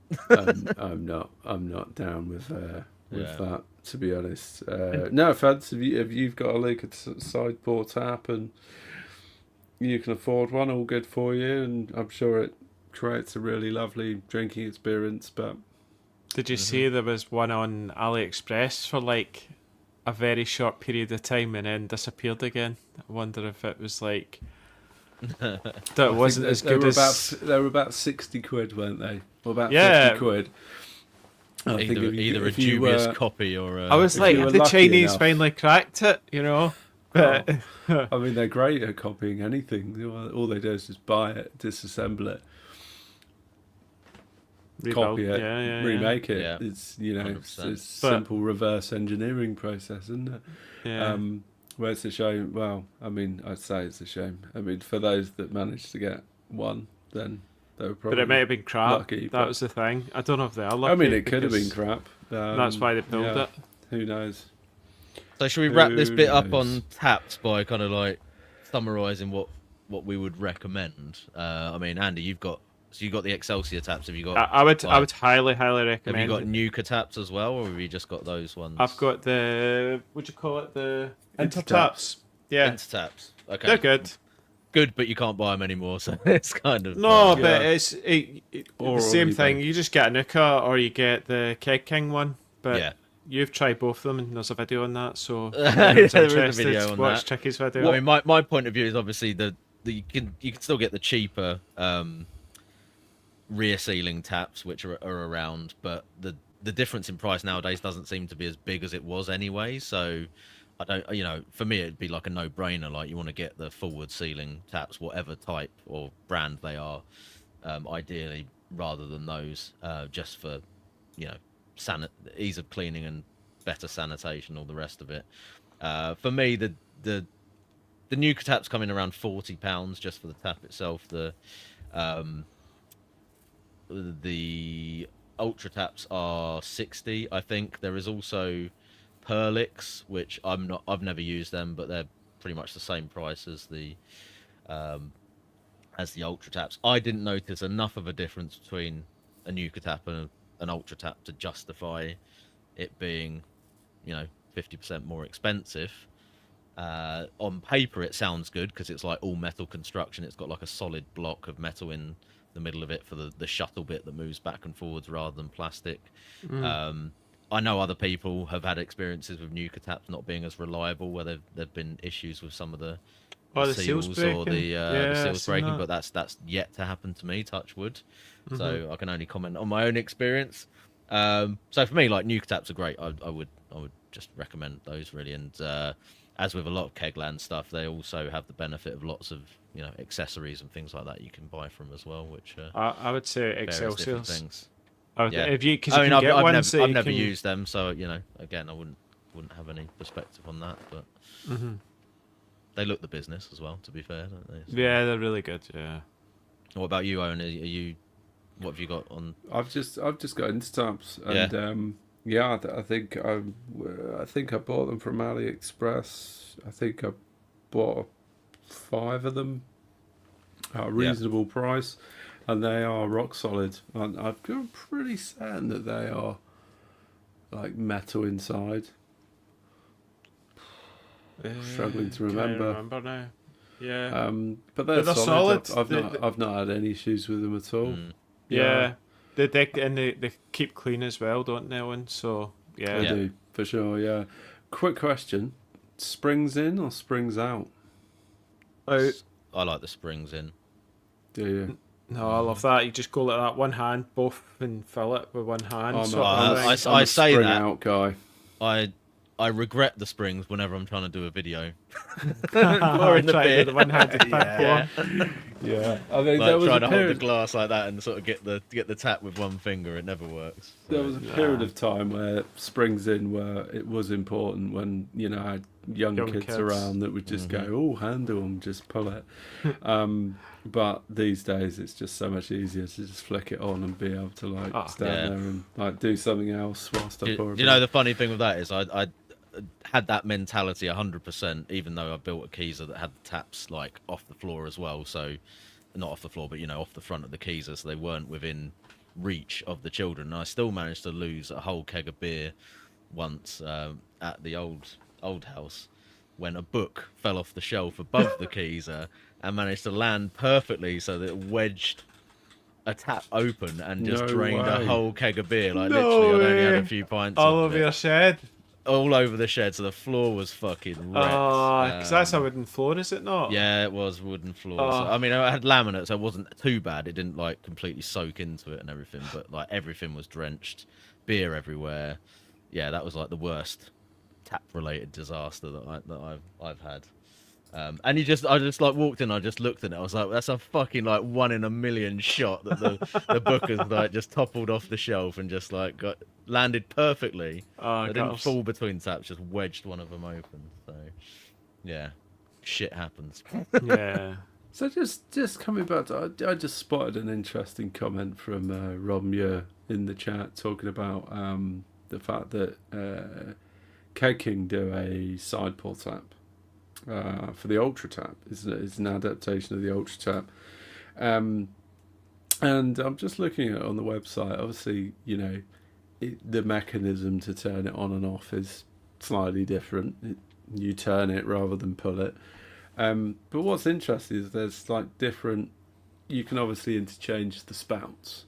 So you've got, like a stout spout and a what they call a cocktail pour, which I think is just a standard spout. And then there's the Czech Pilsner spout, which has got, as you called out, Andy, the little mesh in it. Yeah. Which makes me think about whether or not can you just buy a Czech Pilsner spout for a normal tap and just attach that, and then it effectively has the same effect of. No, because all you're going to get is a pint of foam. Or do you Is have it? to have the I kind thought- of see, level of control on the side pour to be And able that's to. that's how much mesh or no mesh that you get basically through turning Right. it like that. Because if you put it on the mesh side, then I don't know. Because the normal Don't tap talk is literally crap. just on or off, isn't it? There's no Yeah. and I guess a side pour is effectively a form of flow control, isn't it? Yeah, but I'm sure it goes through a mesh. Yeah, that's what that spout does. The spout's Ye- just got like a little mesh in it. Yeah, but then the mesh is always on. Maybe I'm talking crap. I Oh, need to right. research this, but yeah. We clearly have not done our homework, so I'm gonna move on, and I'm gonna leave you guys to start talking about the next section whilst I disappear for a second. Cool. Okay. Next bit, building your own Keezer, kegerator, beer coolers and linders in it. Tricky. It's just how do you want to actually keep the beer cold? And I think for us as homebrewers, you probably, for keeping the beer in good condition, you're better off putting it in a temperature controlled environment. So if that's Absolutely. a, what do we call a kegerator, which is Yeah. basically a refrigerator that's been Mm-hmm. repurposed to put beers in. I guess the thing to bear in mind with that is obviously you do have the option of like a beer chiller type thing like you would have in a pub that you could run lines through. So in theory, you could have all your kegs just out Is that a in the open Maxi in 310 room or something like temperature that? yeah, something like that. But you got to bear in mind, like in a pub situation, the beer's still going to be in a cool room or a cellar. Yeah, right? cellar. So it's going to be in like cellar temperatures at least, 8, and maybe 10 degrees that type, chiller's bringing 10. the lagers and stuff down to like 3 or 4 degrees or whatever. Yeah. So for me, for the home brew sort of scenario, unless you've got like a fairly cool place for the beer to be kept, Yeah. and again, unless you're going through it super quick, like you don't really want to have it sat there at room temperature, like Nah, because while it you're won't working keep. your way through a keg. It's not gonna help it last well. So yeah, like as you were saying, Andy, I think for me, it's the ideal option is building some sort of temperature controlled space or Yep. storage, which is where we get to kegerators or keysers, essentially, isn't it? So Yeah. Because I've seen some folks will create a cupboard or whatever that's cooled, or yeah, you've got like fans, like It's like- airflow. you can hook up a glycol system that basically has a cool room yeah. if you've got quite a few. So it's potentially an option for some people, but I think the reality in terms of like how much space most people can dedicate it to it is that you're more likely to be looking at like getting an old fridge and converting that. So That's the cool, easiest. It's the cool space and the dispense all in one package, isn't it? And then you can also take basically the way you two have done it is you've got a freezer, chest freezer, Yeah. and then you put a collar on it, and then Owen's drilled holes in to put taps through the collar, and Tricky's with Yeah. put like a tower system that then has all the taps at the top, sort of thing, and then you can put 6 kegs in that or something, is it? Or how many do you get in yours? 6 in mine. Yeah. There's a shelf where the compressor is, so there's one portion of it where I can only get the short, stubby kegs on that bit, and then the taller ones can only go on the bottom bit. I was about to mention it. There's a video. It's not just a video; it's like it's a full series. That one. That was good though. But I mean, to be honest, like if you want the sort of path of least resistance, and it does limit the amount of kegs that you can use, but like a kegerator rather than a keezer. So obviously, keezer would be based on a chest freezer. Kegerator would be based on a fridge of some kind. It's just you need to buy 2 of them. That's what you need to Yeah. Well, I mean, I've got both. So it's, do. That's right. but, You've got the one you have for, is it like slightly warmer? You have that one. Would I say? yeah, Tricky? yeah. So I've got like the fridge freezer, and I've got to set the fridge on that temperature to like as warm as it will let it sit, and then like the freezer still like obviously works fine underneath that, and I have all the hops and stuff in there. Nice. In the bottom bit, and I had to the original one that I built a kegerator out of died quite a long time ago. Got another another sort of free or cheap secondhand one that died almost like straight away when I got that, and then spent a little bit more on a secondhand one. But I think that's the point. If you get like secondhand or even free stuff, you can do a kegerator build for fairly cheap. And really, in terms of the actual like building process, and this is one of the big plus points versus doing a keezer build, is you just need to drill some holes through the front door of the fridge, but stick some taps on it, and maybe attach a drip tray, and that's it. Don't muck about with electrics and short it out like Mr. Hodge did, and then had to phone Andy Boy Yeah. here to go and rewire his Get the his freezer. electrician in. I mean, I reckon I probably built my keezer for 25 quid.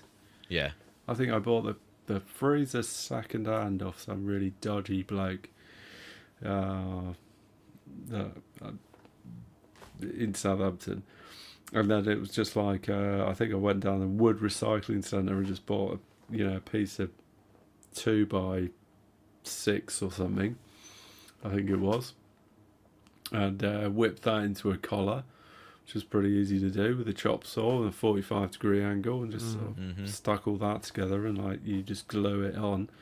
Can't remember what I used to glue it on, but just some silicone or something. Probably, silicone. And then refit the lid, and then you just drill some holes for the shanks. Pretty easy job. And then actually the cost is really more in the shanks and the taps.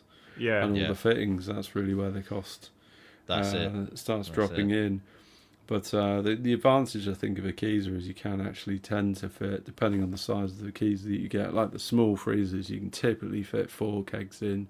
Yeah. The bigger ones, you can fit 6 or 8 in. I can fit 6 in mine at a squeeze. The fridge that I'm using currently as a kegerator, I was really lucky to find one that was really like good volume, like even with a fridge freezer setup. It was a really good sized top fridge unit on there, and a flat base as well, because that's the other thing. Like if it's got the compressor in the bottom of the fridge and then you have to build a shelf on top of that, you then tend to run out of vertical height. Yeah. This one doesn't have that, so I can actually get 4 kegs into the fridge part on that. And it's tall enough to get even the tall bin ones in there as well. So you can get fridges which are big enough to get. I mean, 4 is probably the limit unless you're looking at some sort of super-sized, like American style fridges or whatever. But definitely, if you're looking for anything above that, the Keyser wins on capacity, doesn't it?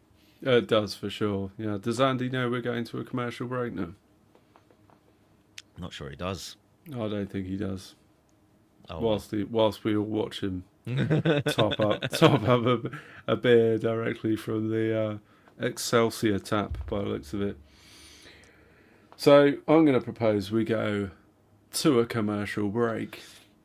Let's do it. And then we can carry this wonderful Keyser build, kegerator build chat on after we've had a bit of a commercial break. So I'm going to get my commercial beer out, which I'm pretty excited about. I'm not going to lie. Got a good one. Oh, yeah. Oh, yeah. Got a fancy top. A fancy top. A fancy top. As in like a gold top. As in it's got some sort of fancy top. Yeah. And it looks like that. Even murkier than I'm thinking gold top. The one that I started the show on. So I'm going to just dive straight in. So I've got a gold top, but not just any gold top. I have got it's the collab. Yeah, nice. Collab. So this is the saturated in gold top series. This is the Citra. Well, this is the Crush version, which is Citra BBC Citra T90 Crush Lupamax, but with obviously the tropical milkshake experience of being a gold top. So Track typically make or have become famous for making gold tops, which are I wouldn't go as far as say milkshake, but they've got some lactose in them, but in a fairly restrained way. And they are also famous for making their saturated in series of beers, typically in double IPA format, which would obviously just be a very hoppy double IPA version. So some pretty cool can art going on, which is sort of just mixing Daya and Track's kind of artwork together, which is pretty cool. And also it's in a 500ml can, so that's always enjoyable. So I'm going to give you a little. It's quite cold. I wish I'd let it warm up a little bit, but is it on your polystyrene box?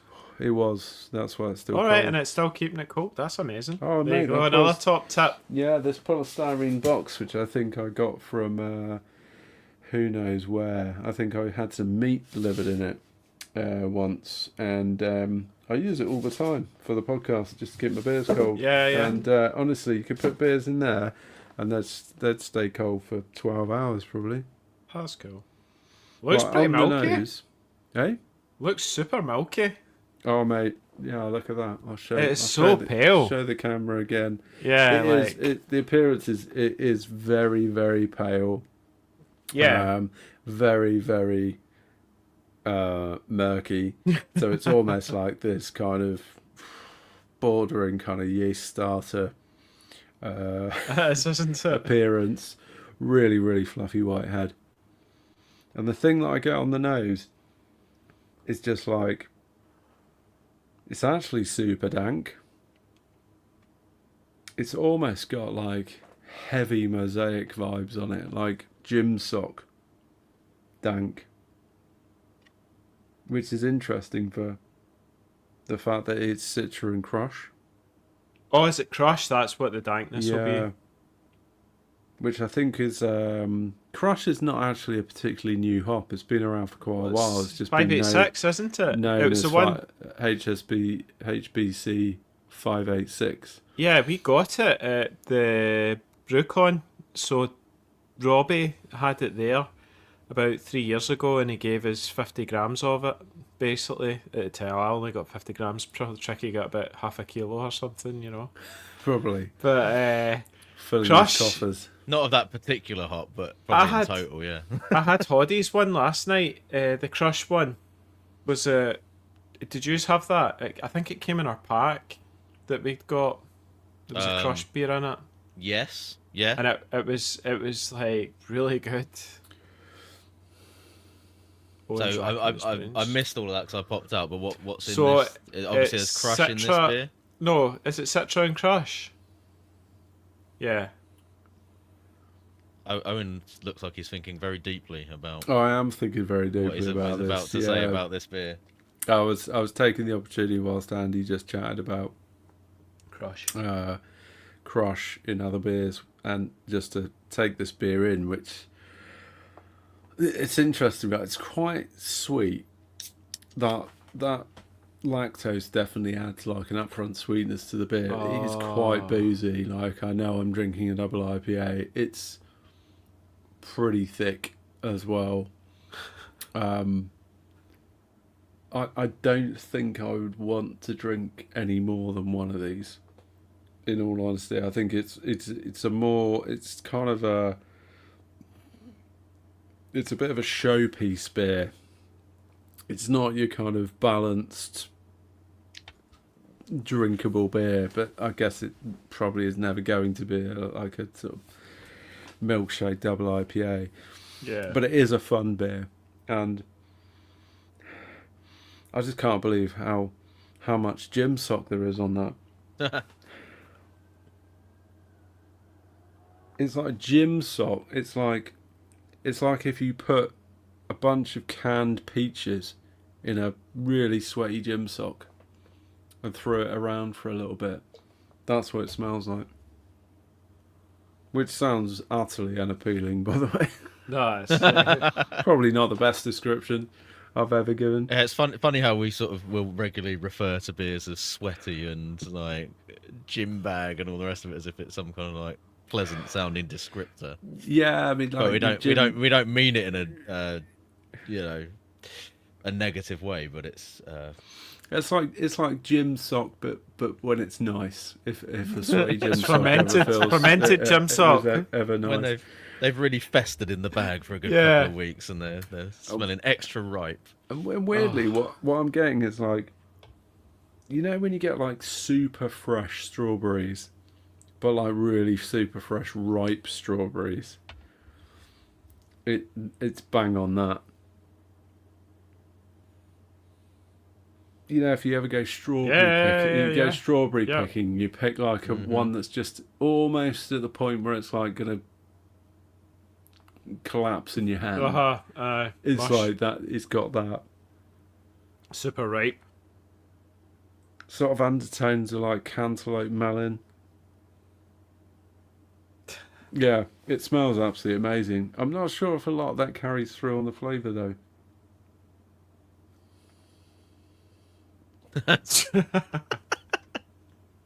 Brett says my gym socks never smelt of strawberries. No, Yeah. no, they You're not won't the only have. one, Brett. Don't worry.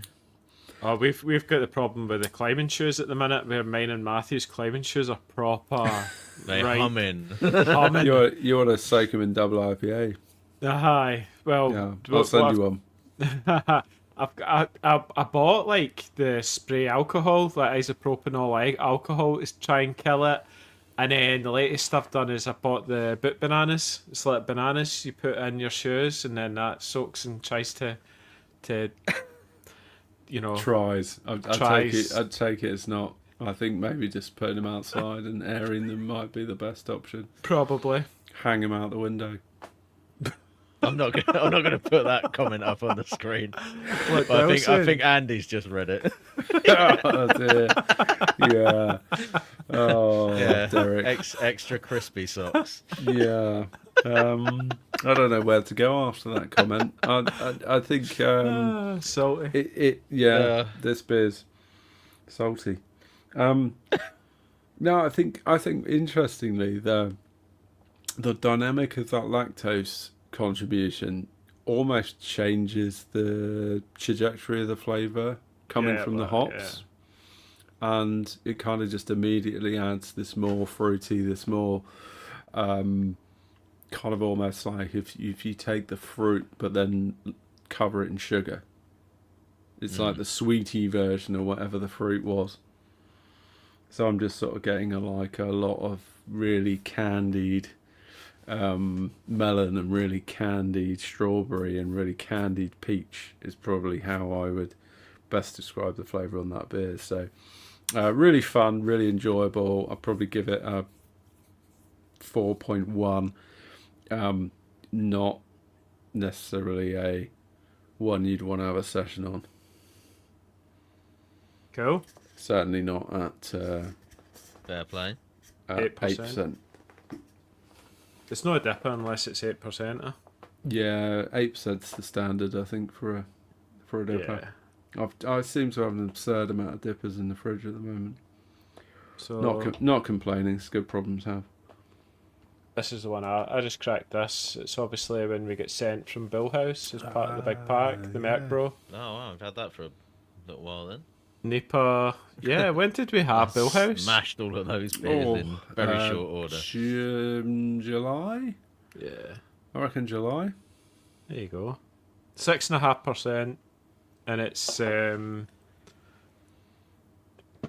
that is. I think it is just orange. It's not oxidized or anything like that. It is just because it doesn't taste oxidized. Slightly dark. No, I noticed. It's just I mean, orange.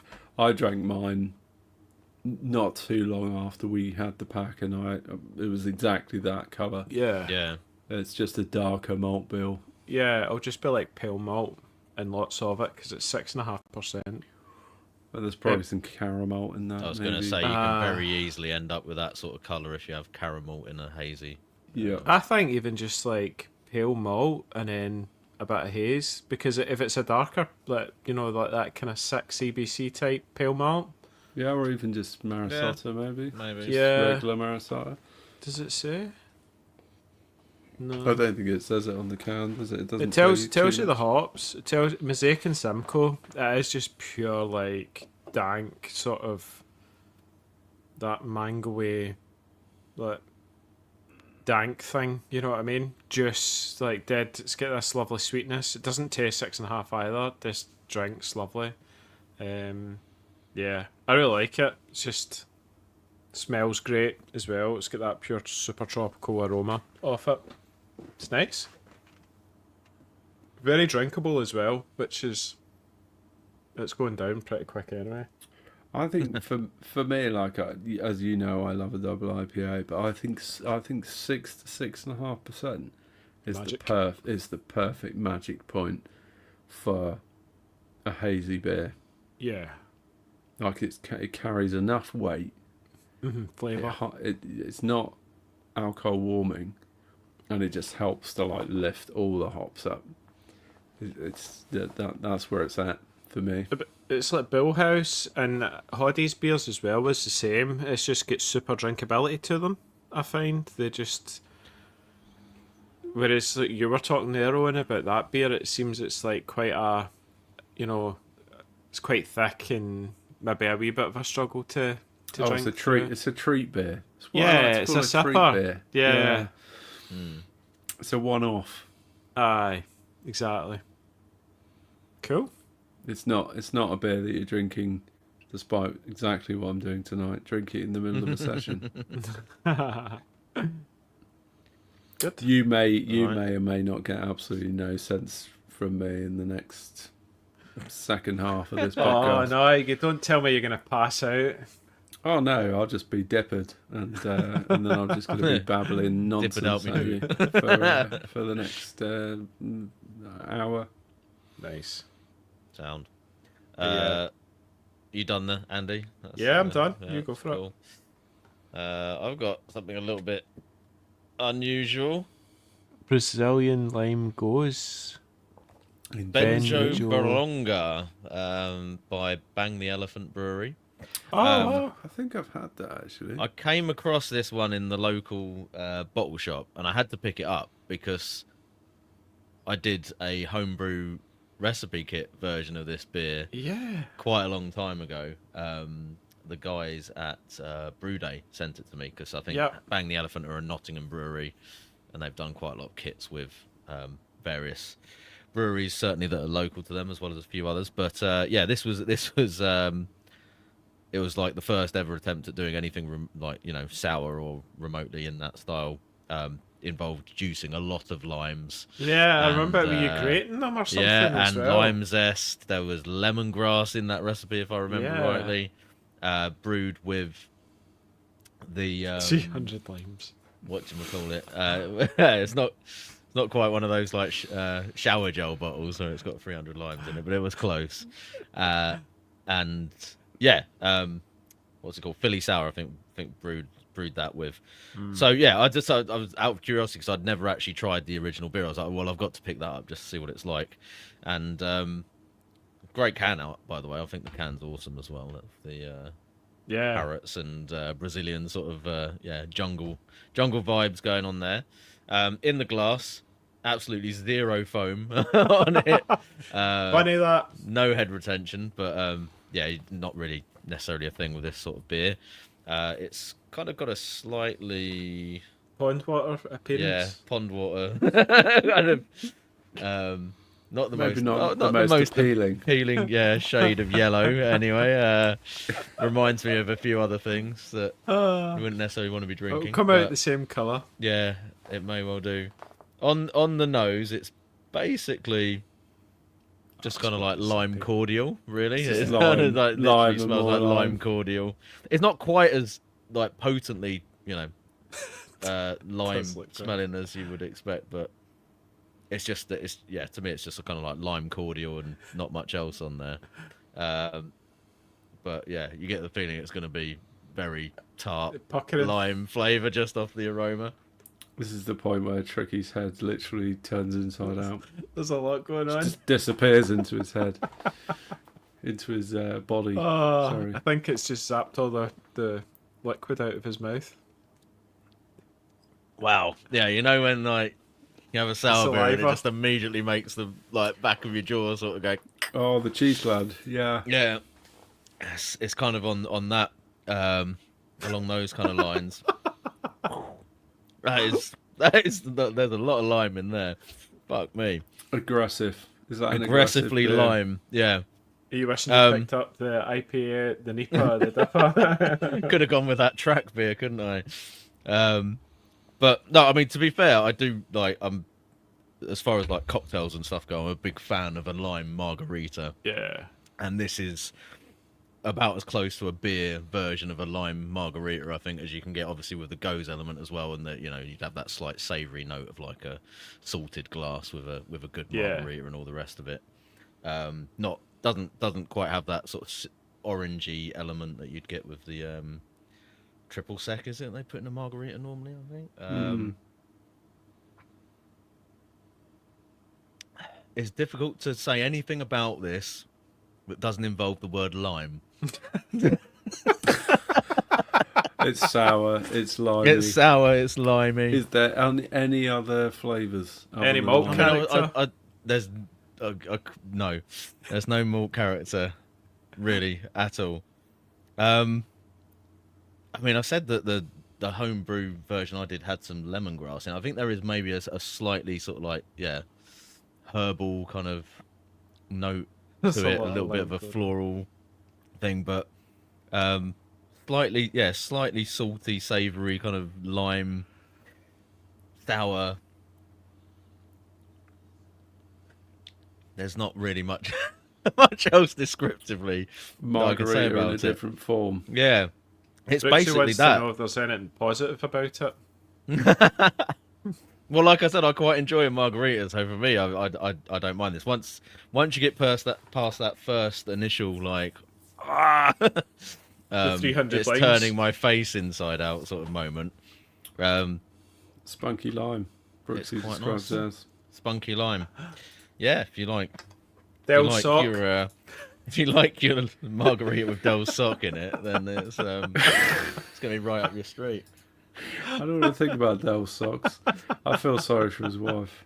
It's not married, so it's all right. Oh, well, that's a I mean, relief. this is not a this is certainly not a beer that I would go out and recommend to many people unless I know they're hardcore into their fairly extreme sort of sour beers and stuff. But I was just thinking. I'm quite enjoying it. It's certainly a palate cleanser. I'll give it that. It might No. have completely stripped my palate, but Mid-session palate cleanse. yeah. Yeah, very good. I was just thinking, if you wanted to recreate the triple sec orange vibe, you could just drop a Barocca in there. Nice. Yeah. Uh, I'll try that on the next If one. you've got one, nope. yeah, Would get some bits probably in there. make the beer explode all over the desk as well. So Oh, I Oh, probably imagine would it for would sure. proper go. might avoid that. But yeah, it's an interesting one. How does it compare to yours? Oh god, it was so long ago that Yeah, try to remember beers from years ago. don't. I feel like when I did it, I mean, it doesn't actually say on the can anything about lemongrass or any other extra stuff. I feel like when I did it, there was maybe a little bit more, I don't know, complexity to it. But I do also remember it being a similar experience of just like smash you in the face, like lime juice sourness and a little bit of that savoury note from the salt. So Oh well, you got through 19 litres of it, so it did take a long time. To be fair, that beer was around Yeah. for months and months and months. But no, I mean, it's a difficult one to score because it's certainly not something that I would normally be drinking. But I would go 3.6. Feel like it could have a bit more to it. That's quite high. Well, I thought it would be a 2.5. have you guys ever had a actually, fair enough. I'm gonna downgrade it. I'll go 3.2. have you guys ever had a Thai daiquiri? Don't think so. No, So, it's straight beer. a Thai daiquiri is like I think it's a lime-based tequila cocktail, but with basil. Oh. And it's amazing. If you ever get the chance to have a Thai daiquiri. That's interesting. I do love tequila.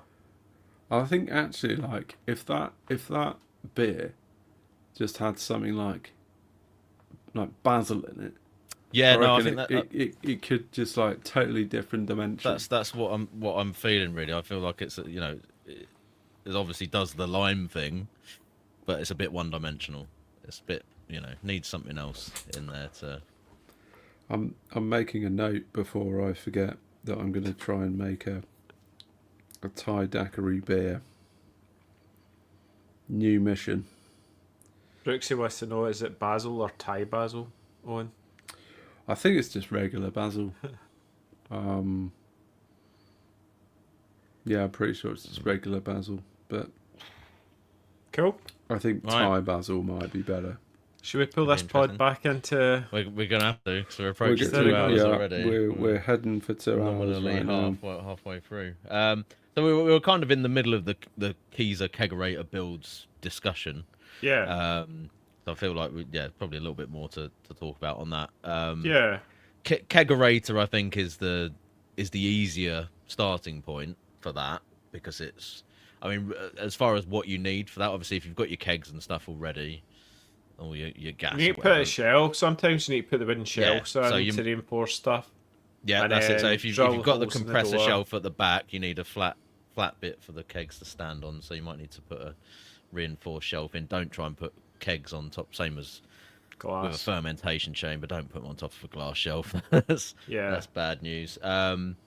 You may want to. So sometimes the temperature control on them can be a little bit difficult if you don't bypass the thermostat as well. So that's usually a fairly easy modification. I think. Yeah, just I think that's- unplug it. that- Unplug it first. That's more of Yeah. a thing with the.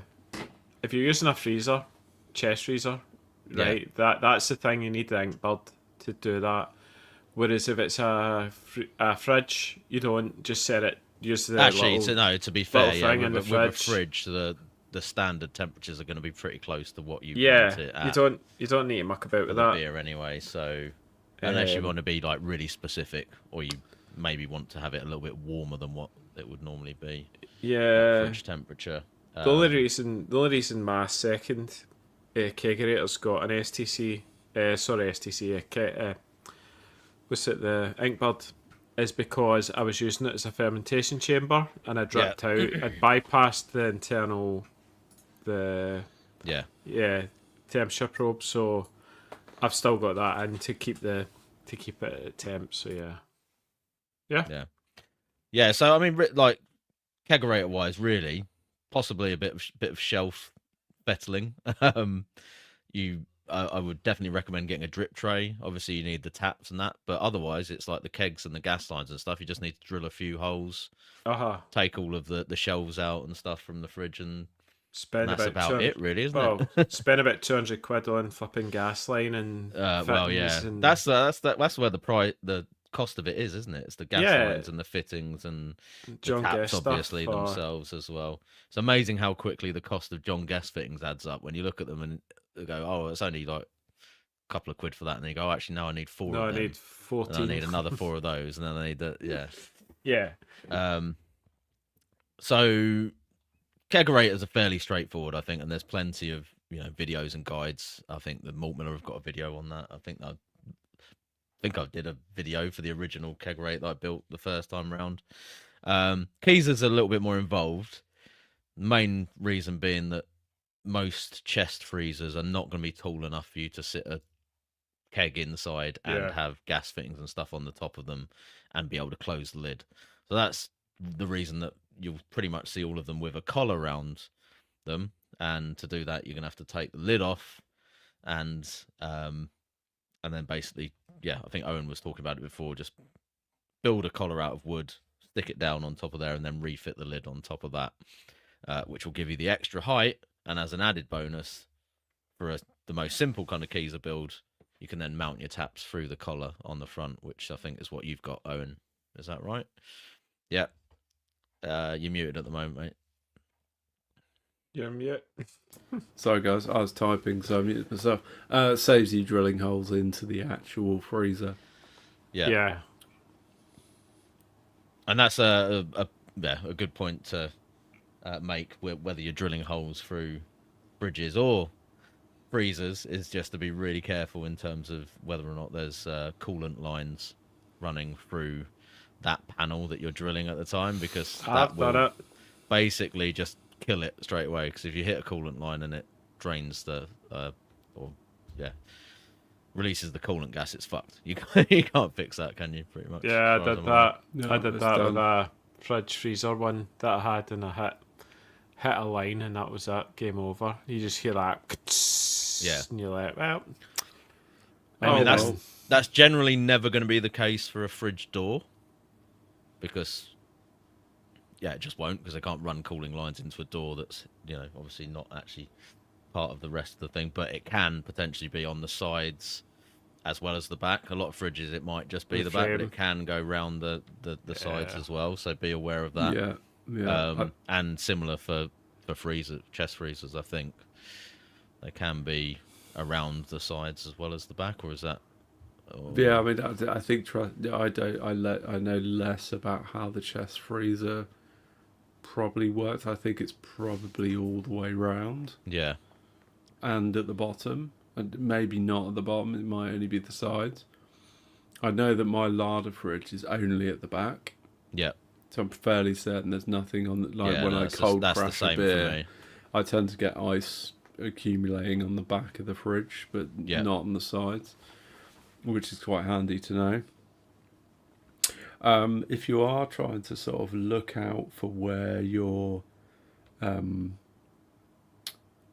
lines are, you can obviously use some thermal imaging type stuff. So I don't, if you can get hold of that sort of thing, that's a good way of looking for it.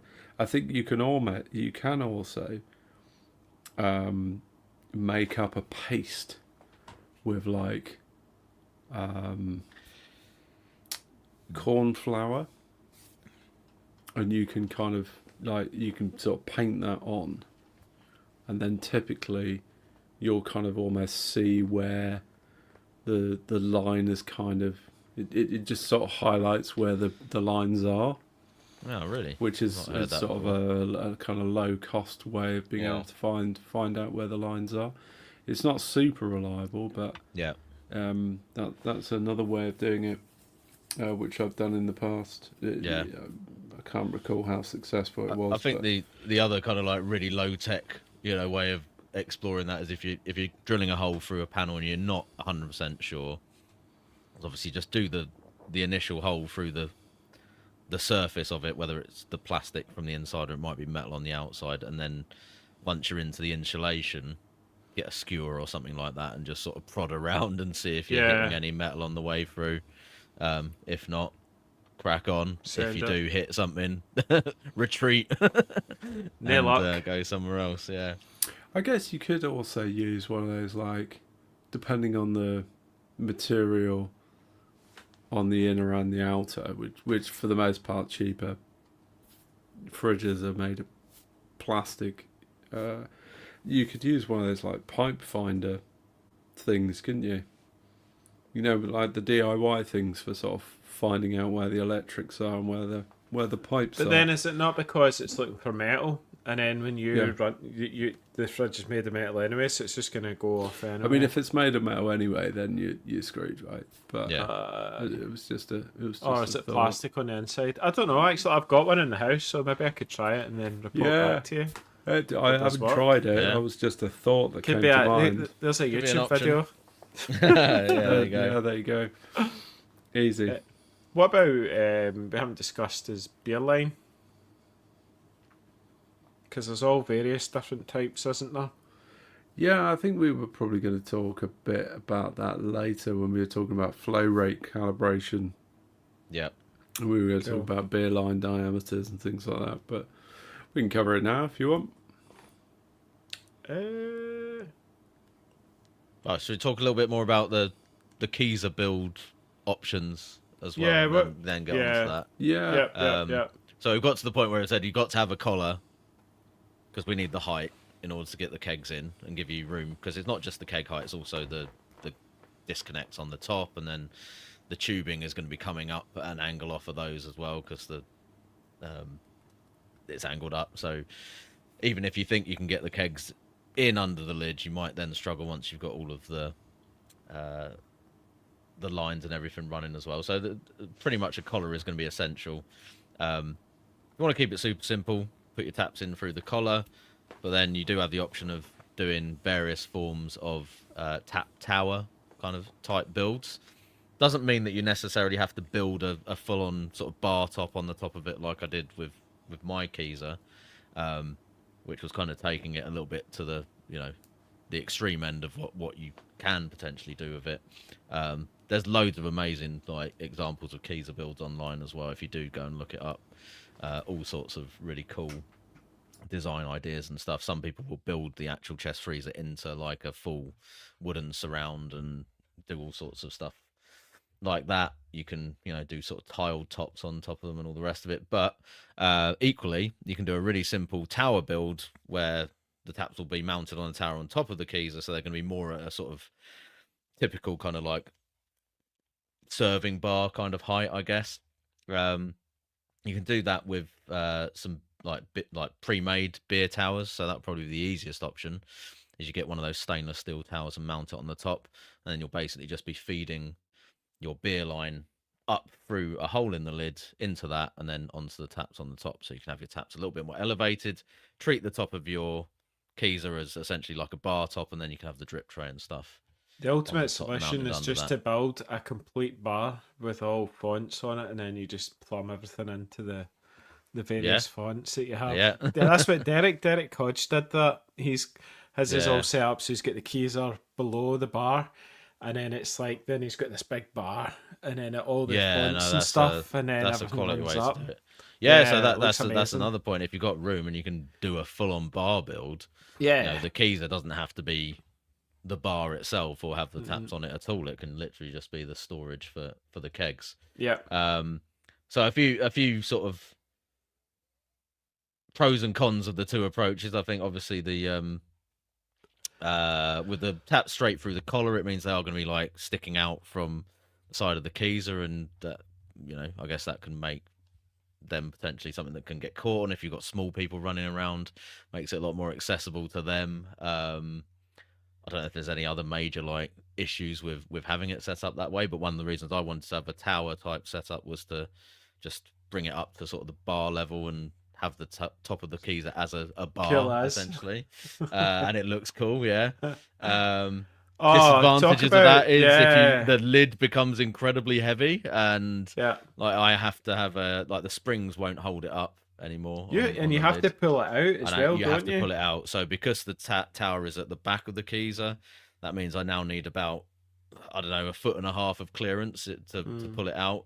Otherwise, it will just smash into the wall at the back. And bearing in mind the amount of time that I spent sort of crafting that wooden tower bit and doing the varnish and finish and all the rest of it on that, I definitely don't want to be smashing it into a fucking the wall every time I lift it up. So that it means you need to pull it back and forth, and actually that's more of a pain in the arse than it sounds, because when you've got like 6 kegs full of beer in a Keyser, it's fucking heavy and really difficult to move, even when it has got caster wheels on the bottom of it. Well, more so in my garage because the floor's really uneven and shit. So, but yeah, so there's pros and cons depending on which way you do it. But I mean, it's one of those. It's like there's no definitive. This is the correct way to build a Keyser. There's loads of options. It's actually a really fun, like if you're into sort of DIY and building stuff and doing a bit of woodwork, there's loads of cool options that you can go for with that. So I really liked doing it. It was one of my sort of favorite kind of like home brewing related projects that I've ever done. Backcrafting. Got to do a bit of woodworking and use some of those power tools that I've bought many years ago and never actually did anything with. So the old wood router came out for probably its first ever outing and then went away again. But, it's worth having though. Cool. Yeah. So anything else to add to that, like as far as build options for those? I love a router. Yeah. I've got a router table that I think maybe I've used twice since I bought it 6 years ago. Wow. I actually really like the builds where they get like I think it's probably like metal tubing. It looks like the maybe industrial like pipe work. Industrial pipe work. It's like a long U-shaped thing that comes down like that, and then you have the taps. Yeah, and then you sort of mount the taps into the front of it. I like that as well. That's pretty cool. It looks kind of quite industrial, but I I Yeah, it's kind got of like that that. slightly steampunk kind of vibe to it, Yeah, hasn't but it? I bet you it's a right old faff to take everything apart if you want to clean your lines and clean the taps and stuff. But that looks super cool. I like what you've done with yours, Tricky. I think the one problem with mine, whilst the super simple build is where you just drill the holes in and put the taps into the collar, which you can kind of paint the collar and make it look quite nice. It's really hard to put in a drip tray. I mean, you Yeah. can like attach a drip tray on. I haven't, and I end up just having a slops bucket beneath the Yeah. taps, which becomes a bit annoying especially when Yeah. you accidentally drop something in there Kick it. or kick it. Yeah, which is no fun. But Cool. yeah, it's a lot of fun. I think it's like one of those really enjoyable parts of the hobby where you get to like build something and create almost a piece of art that whenever someone comes to your house, you kind of guide them to come and have a beer, grab a glass. You kind of want to present it in a way that sort of makes people go, yeah, I really want to Yeah. drink something out of that, rather than, oh god, I don't want No, to drink absolutely anything that comes out of if that it comes tap. like a talking point in itself, it's like, oh, you've not just made the beer, like you've built this whole thing that it comes out of, and it's like, oh, Absolutely, how yeah. does that work? Like, what? Most people come in and sort of go, what? What? There's a chest freezer underneath that. What the fuck? What's going on? I mean, if I didn't No. have an anxiety-inducing list of DIY jobs on my hands, I would almost definitely be having a go at building a more advanced Keezer. Yeah. No, it was definitely a labour of love, and it took up a good amount of time when I did it. So it's not to be taken lightly. We've got a mention of secondary regulators actually in that, which I guess is another point to quickly pick up on.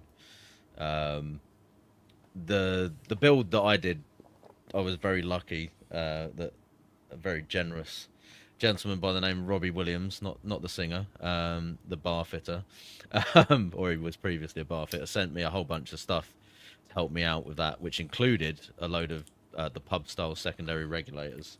And you can get the Kegland ones, but I think if you are going for a sort of multi-keg, Keezer type build, secondary regulators are well worth investing in.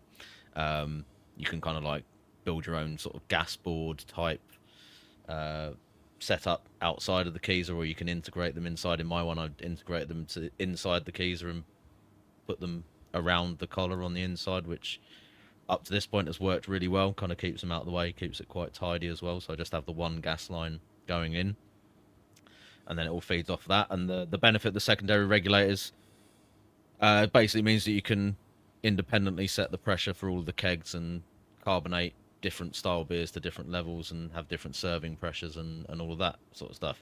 And you can switch them on and off as required as well, so you don't necessarily have to have like live gas running through multiple outputs that might potentially be sources for a leak as well. So it's also more it helps a lot when you're trying to sort of figure out if you do have issues with gas leaks and stuff like that, where you can isolate different sections of what essentially becomes a big gas manifold. Yeah, I've got a number of secondary regs. I've got one sort of what you're referring to is like a pub style secondary regulator, which is Yeah. which are really good. They're very, very solid. And then I've got some of the Kegland mini secondary regs, which are also very good, but a slightly cheaper price point, I guess. But mine's a bit of a mishmash in terms of like I've got certain secondary regs like running one line that splits into 3 other lines, and it gives me some options in terms of how I want to control the gas a little bit. But I am looking carefully, and it probably in the next month in terms of just creating a proper gas board. Yeah. With a dedicated regulator to each gas line, and just being like nice and tidy. Hopefully with a switch off or a cut off thing, just as Tricky called out, just to avoid that risk of a gas leak. And because any point at which you have a John Guest push fitting or any fitting along your gas line presents a risk of a gas leak. And actually the discos are very commonly the issue. Actually, I if they're not find in a keg, particularly as there's so many kind of sort of spring-loaded mounted parts that are relying on like one very small O-ring to effectively seal your entire system. So I'm looking forward to building that out. And I think Kegland recently released just a new product, actually, which was similar to one of those gas manifolds, where you've got a gas manifold, you've got shut-off switches. Each one's got a dedicated check valve on it, which is prevents backward or forward flow, depending on how you set it up. So that looked quite smart, just to be able to kind of set that essentially above the regulators, and then just have a regulator below each one. So then at least you've got your switch off, you've got check valves, you know that nothing's going to kind of come back through. What I do like about the Kegler mini regulators, though, is I think, correct me if I'm wrong, they can regulate both liquid and gas. Correct, I think, the white ones, yeah. So it's not an issue if you do get backwards liquid run up, whereas with your old style pump regulators, like you can't get liquid into them. They definitely don't like liquid. I've had a couple that have been killed by having liquid go back into them. Because of corrode, they start corroding inside, and then it just screws up. It eats the there's like a diaphragm bit in it that it just eats that, and it disintegrates basically, so it's not good. And that's, people might think, oh, well, how does that even happen? But like if you put a keg in and it's literally to the brim, and then it pushes like the back, and you might have like pressurized that before you put it in, and if there's lower pressure on the regulator and you plug it in, it just goes back up the gas pipe, and then your reg is fucked. So it is actually more easy for that to happen than you might think. Particularly if you're overfilling kegs. Yeah, we've all done it basically. So we've all been there when you plug the gas disco onto the keg and you just hear this disturbing noise. And you go, fuck, that didn't sound good. Take it off, and then you're trying to push it to flush it. Exactly that. You're like spraying like beer fucking across the room with the gas disco, like gotta flush it out. Fuck. Get it out quick. Yeah. Oh dear. Anyway, I'm just cracking a Lowenbrow Oktoberfest beer. Oh, that's good. Nice. I think that's probably enough for keys. That's pretty much it. Builds, isn't it? I think. Well, unless you want to talk any more about your Keyser build, I know you're very passionate about it. No, I'll just refer people to the video series. There's about 7 videos on that one, so go and check it out. Can we talk about dispense related technology now? Yeah, let's slag off some pointless tech. What, Plato weight scales? Well, I mean, Plato are just fuck those guys for releasing products and then just binning off the whole homebrew market, support and all the rest of it. That's time awful. Was the true test for Plato, wasn't it? Yeah. On their bubble related regulator gravity thing. Do you remember that one? Yeah, it counted the bubbles. It counted the bubbles. Yeah. Oh god. But then they've got the latest one they've got. It's the tri-clamp pin that goes in tank, and then it actually can measure the gravity. So that was the final solution. But the problem with that was it's very, very, very expensive. So it only works for commercial. So they ended up going, right, screw you, we're just going to do a commercial now. Oh, and I think that's a density sensor, isn't it? I think Brutals have density sensors for their keg setup now. Although it's brutal, so it's expensive, but it's still within reach, I think, of home brewing. But yeah, the old Plato plates that you used to sort of put your keg on, so you have this kind of, and it would tell you how much beer. Just a fancy scale Yeah. You'd weigh yourself on, but you put your keg on it, and then it would tell you how much beer there was in the keg. They were expensive, and then it was like, I need 8 of them. It's like, Yeah, exactly. and then it wasn't the same width as the keg either. I'm sure they were a wee bit wider, and then it was like, how do you actually get those all How you gonna stacked in? yeah, and then you've got to line up the kegs perfectly, and Yeah, it just didn't fly. It was And- just and then like, beer roulette, let's just see when the keg actually kicks, sort of thing. oh, for sure. And I think that what precipitated this conversation amongst us was also the new Kegland keg lid, which has a laser in it Yeah, to be that able was the to- other day, wasn't it? to be Change able the to lid. measure how much beer there is in the keg. And I said to the guys, look, there's two use cases here. There's the guys that are running a single keg setup, which Yeah. and they want to know how much beer is in that kegs to Yeah. help them to decide whether or not they need to brew. Yeah. Great, good use case. The second use case is men that like toys, which is basically all homebrewers, right? Pretty much. Has And Brooksy also, got one yet? That's what I but want just- to know. going back to use case one was like, but just sort of doing some validation on the number of people that actually have just one keg. It's like, I don't think I know a single person that only has one keg or a single keg setup. I think, no, a new brewer will have one keg, and then that quickly goes to 3 kegs. For And then about from- 30 minutes. You... Yeah, it's a 'Cause transitionary they state, isn't it? We all they start just- with one keg. Yeah, they Yeah. just they breed for some reason. They just keep growing, and then if you're Brett, then you end up with it's 29 of them. you very quickly realise that one keg clearly is not enough, and that if you're going to keg, you clearly need at least 3 or more.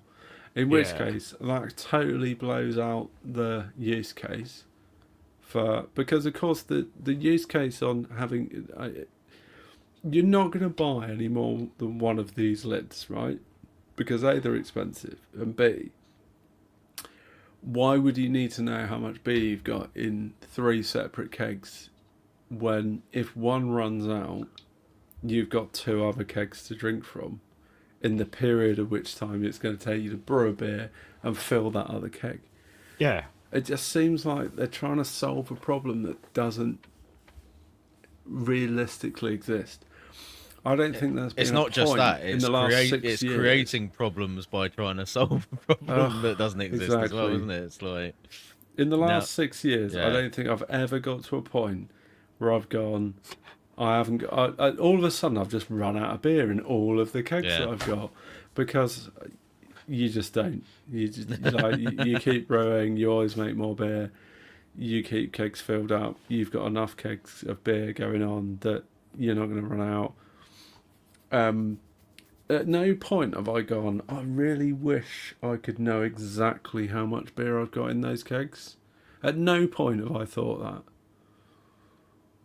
It's just not a problem that needs to be solved. Yeah. I mean, unless all 25 kegs of Brett's beer kick all at the same time, which would involve you drinking 25 pints on but one here's night. this does happen though, right? Say you've got 6 or 8 kegs, right? What happens is you end up just getting into this habit where you go, you know, you have a pint and it kicks, and then you go, oh, crap, and then you go into the next one and you get a pint and then it kicks or something like that. They all just start kicking like all in a go. I had that the other week where I was sending all the beers. That does happen, but unless you've got an empty keg to put beer into anyway, it's kind of a moot point. It's, do you know what I mean? Like, what's... No, it's just like they all go at the same time. Yeah. You'll be like, oh, it's okay, I've got 3 kegs of beer, and it's like, no, you don't. You've got like a quarter of a keg left, by the way, and the other 2 have just kicked. So I'm gonna call full bullshit to them actually solving any material real world problem, but the reason they created that product was because they know people are going to buy it because we're nerds and we love a toy. Yeah, that's true. That's why they created that product. Yeah. Yeah. Cool. End of story. End of story. Was there any other tech that I missed us out? I mean, I'm Missed still out on waiting for slagging 2 off, to or- turn up. I think they're coming next week. So Normal service has been resumed after that crazy lime beer, by the way. It's back. Oh, it's on the track. Back on track. Literally. Back on Hey. track. Well done. So we're done. We're done slaying strange dispense related tech, which mostly centers around how much beer have I got in my keg. Yeah.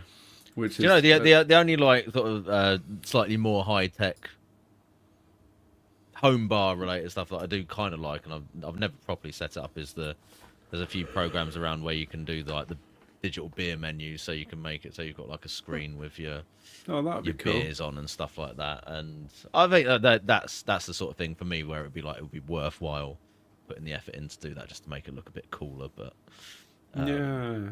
yeah, or doesn't serve any a pack practical of purpose. chalk and a blackboard. or chalk, yeah. That's Well, what that's I do. I'm chalk markers. I'm on the low tech version like you, Andy, at the minute, where it's just a chalkboard. Chalk. But, Yeah. but I think there's I might be remembering this wrongly, but I think there was a software option tap at one list point, one? tap list, where you could kind of sync it up to like the brewing software, so it would like read the details of the beer and the ABV and the name and all that, and you could just sort of like update Oh, and the it tap would list hook off up of to that. the. You could get that thing hook up to that Plato keg scale as well, and then it would tell you how Yeah, much beer's left and stuff. So I like the bit with the beer names and stuff where you could automatically like put in what you had been brewing, but not so much the integration of the Plato shop. I did see a guy that had online. I'm not sure which Facebook forum it was, but a dude had created some beer tap handles. And at the very top you of mentioned it, this they before, kind of didn't you? Yeah. they kind of flanged upwards, and they were flat. And at the very top, he'd embedded like this, I guess, an LCD screen, probably the size of a large coin, maybe a bit bigger, that had an LCD screen in there that told him exactly how much beer was left in the keg. Which, to be fair, is fucking cool. That's awesome. That's Like, awesome. That, like, just from a pure standpoint of it's possible, so why not type, Elon Musk thinking. But practically speaking, and from a sensible financial stewardship perspective, is absurd. Yeah. Well, it's one of those where it's like, looks But- great, and then you look at the reality of how much time and effort and cost goes into making it happen. Yeah, fuck that. No. Yeah. That's a Like no. I'll just drink my beer until I Yeah, get foam. Thanks. exactly. And I There you mean, go. in a weird way, I kind of like the jeopardy of the random keg kick as well. Yeah, that's part of the joy, isn't it? It's just Exactly. like, It's gone. I don't believe it. or I've been there where it's been like I Or just where have where I it's just the have never-ending keg steins. as well, and it's just going and going and going. Like, I need to clear this one so I can put I need something this else in off, and then I end up switching to Stein glasses, like liter glasses, and then I'm just like, get to the end, you're like, bastard, it didn't kick, sort of thing, there. Yeah. Yeah. Right. Anyway, let's move on because I think we need to sort of whip through these last few ones because we're at 2.5 hours already. But Yeah. so beer lines, like my take on beer line, calculations and all of the rest of it is, when I first was setting up the Keezer and everything, I was like trying to work it out via all these. There's like equations and calculators online and everything, and it just seemed like a pointless exercise when I realised that basically if you go for about this much 3/16 beer line rather than the 3/8 beer line, that it will pretty much work fine with the majority of like beers, typical beer pressures and carbonation levels that you'll be using. So yeah, between what I would recommend is basically you just sort of cut a length of kind of like 5 to 6 foot of 3/16 line, and then if you find it's too slow, you can just chop it down a little bit, Yeah, and that's really the best way. that's for the me thin to stuff. do it. Yeah, for I love that stuff. I'm with Tricky on this. Nobody wants 85 foot. Yeah, of and that's 3/8 that's the other inch. thing. If you go all 3/8, you're gonna have to have shit. or 8 mil. You're gonna have to have reams Is it and reams of the 560? What's the other one that Kegland uses? Is it 560? 5/16, yeah. Yeah, which which might, is 8 mil. arguably might That's the be new might standard. be a bit of a compromise. Yeah. I think with the 3/16 is like it's a short format. It works, but you don't tend to always get like a particularly quick pour. Mm-hmm. It often takes you a bit longer, right? Like it's not an Excelsior tap You don't get on a that sort of, 3/8 inch yeah, where right, it it's just a- washes it's a out. Thin stuff you want, innit? Yeah, So basically, the thing with beer line is what you're looking at is in typical pubs, the 3/8 line might be running for tens of meters from a cellar to the bar, Yeah. right? So you've Yeah. got a lot of distance. Oh, and, plenty of resistance. Yeah, Resistance is like the distance multiplied by the gauge or bore of the pipe. In this case, it'd be flow rate or pressure, or all the rest of it will be related to that.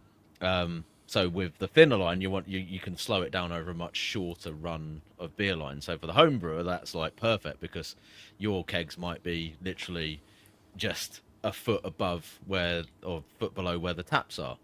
So we can coil up like 3-4 foot of 3/16 for a hell of a lot easier than we can 10 meters of 3/8 beer line. Not to mention the cost that would incur as well. So all of my stuff is set up basically with the standard fittings, which are immediately converted into 3/16 line. You can either do that with a little insert into the John Guest fitting or an adapter and a short length of the 3/8 line, whichever one you have available. It's probably the cheapest way to do it is to get the got what they call it. It's just like an adapter little plug insert thing that goes in, and that's it really. I mean, that's like I said, I've sort of completely ignored any kind of like beer line calculator stuff since realizing that it was just a massive faff and didn't really actually work to that well. us. Yeah, so no, that would be so- the 3/8 to the 3/8 to That's the 3/8 to converter. 3/16. Yeah. Yeah. But you can get a little. I mean, that's because you've got a barbed fitting on Yeah. one end of that. So if you've got a John Guest fitting directly onto the disconnect, then you can use the sort of push-in adapter type thing. So there's different ways of doing it, basically.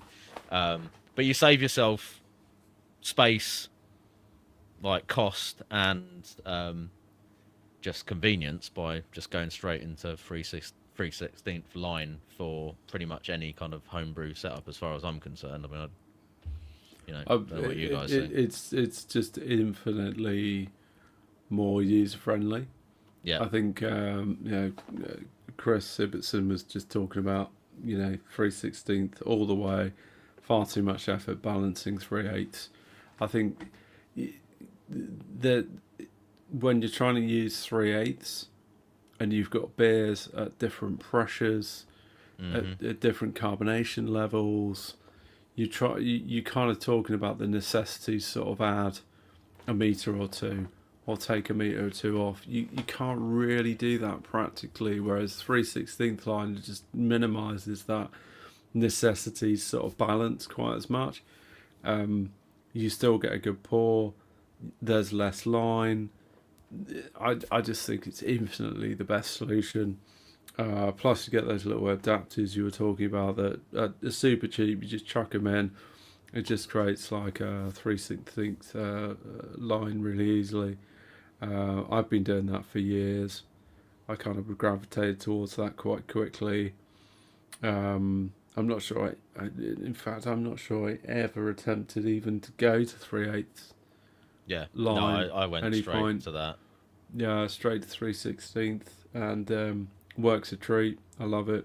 I mean, that was the only benefit of looking at the calculators first, because I looked at the calculator for how much line I would need at that gauge, and it was like, 10 meters or something. Something Yeah. ridiculous. Like, well, that's not fucking happening.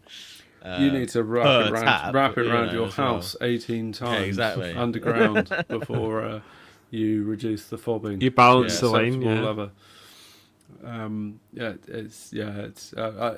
I mean, there obviously is a time and a place for 3/8 line, just not in serving beer from the keg, which was its original Yeah, intent. not over short distances anyway. That's As you say, it makes a lot of sense in a commercial setting where you're running it from a cellar to a bar. Yes, that makes great sense. But not in a short homebrew format. You've got to shrink everything down as much as you do in a homebrew environment, where everything's just a shrunk down version of the bigger commercial kit. Cool. I think That's we all my view. concur on that one, don't we? Yeah, So we're all sold. We're violently beer agreeing. lines is fairly straightforward. That's all good. Line cleaning, everyone's favourite topic. Oh. Cleaning, Oh, sanitation. I mean, I think we all know how often we should clean the lines, and then there's the reality of like how often we do clean the lines. And I can't even remember the last time I actually did do a proper line clean. To be There you honest, go. Which is, Yeah, you know, That's it. That's the been stuff a here. while. Purple Been a beer while. line cleaner, and it seems like all the labels came off it. So weird. Yeah, I mean, I've got a big bottle like that, Andy. And Yeah. I've had it for ages, and I've used about as much as you have. I'm Yeah. exactly the same. I bought 2 'Cause- because I thought I'll buy in bulk to save me like £1. And I'm like, this is going to It's last cheap me anyway. 10 years easily Yeah. at the current rate. Rest of your life, you've got enough Burple line cleaner. Burple That's what I'm calling it burglar alarm. now. Burple Purple burglar alarm. Oh no. Here we go. Burglar. But it's quite easy stuff to use, isn't it? I think there are a few interesting options about how you can make it up and then force it through the beer line. Like Yeah. I've used like the garden pump Uh-huh. thing, which eventually that pump thing just stopped working. Oh no. I've had like just a sort of 2 litre Coke bottle with an attachment, with a ball lock attachment with a dip tube that you could just Good sort of shout. force it through. There's the one from Kegland, which I think you can kind of pump. It's got like a sort of thumb Yeah, pump the little thing. yellow thing that you just So press you can in. sort of pump pressure into it Yeah. just with your thumb.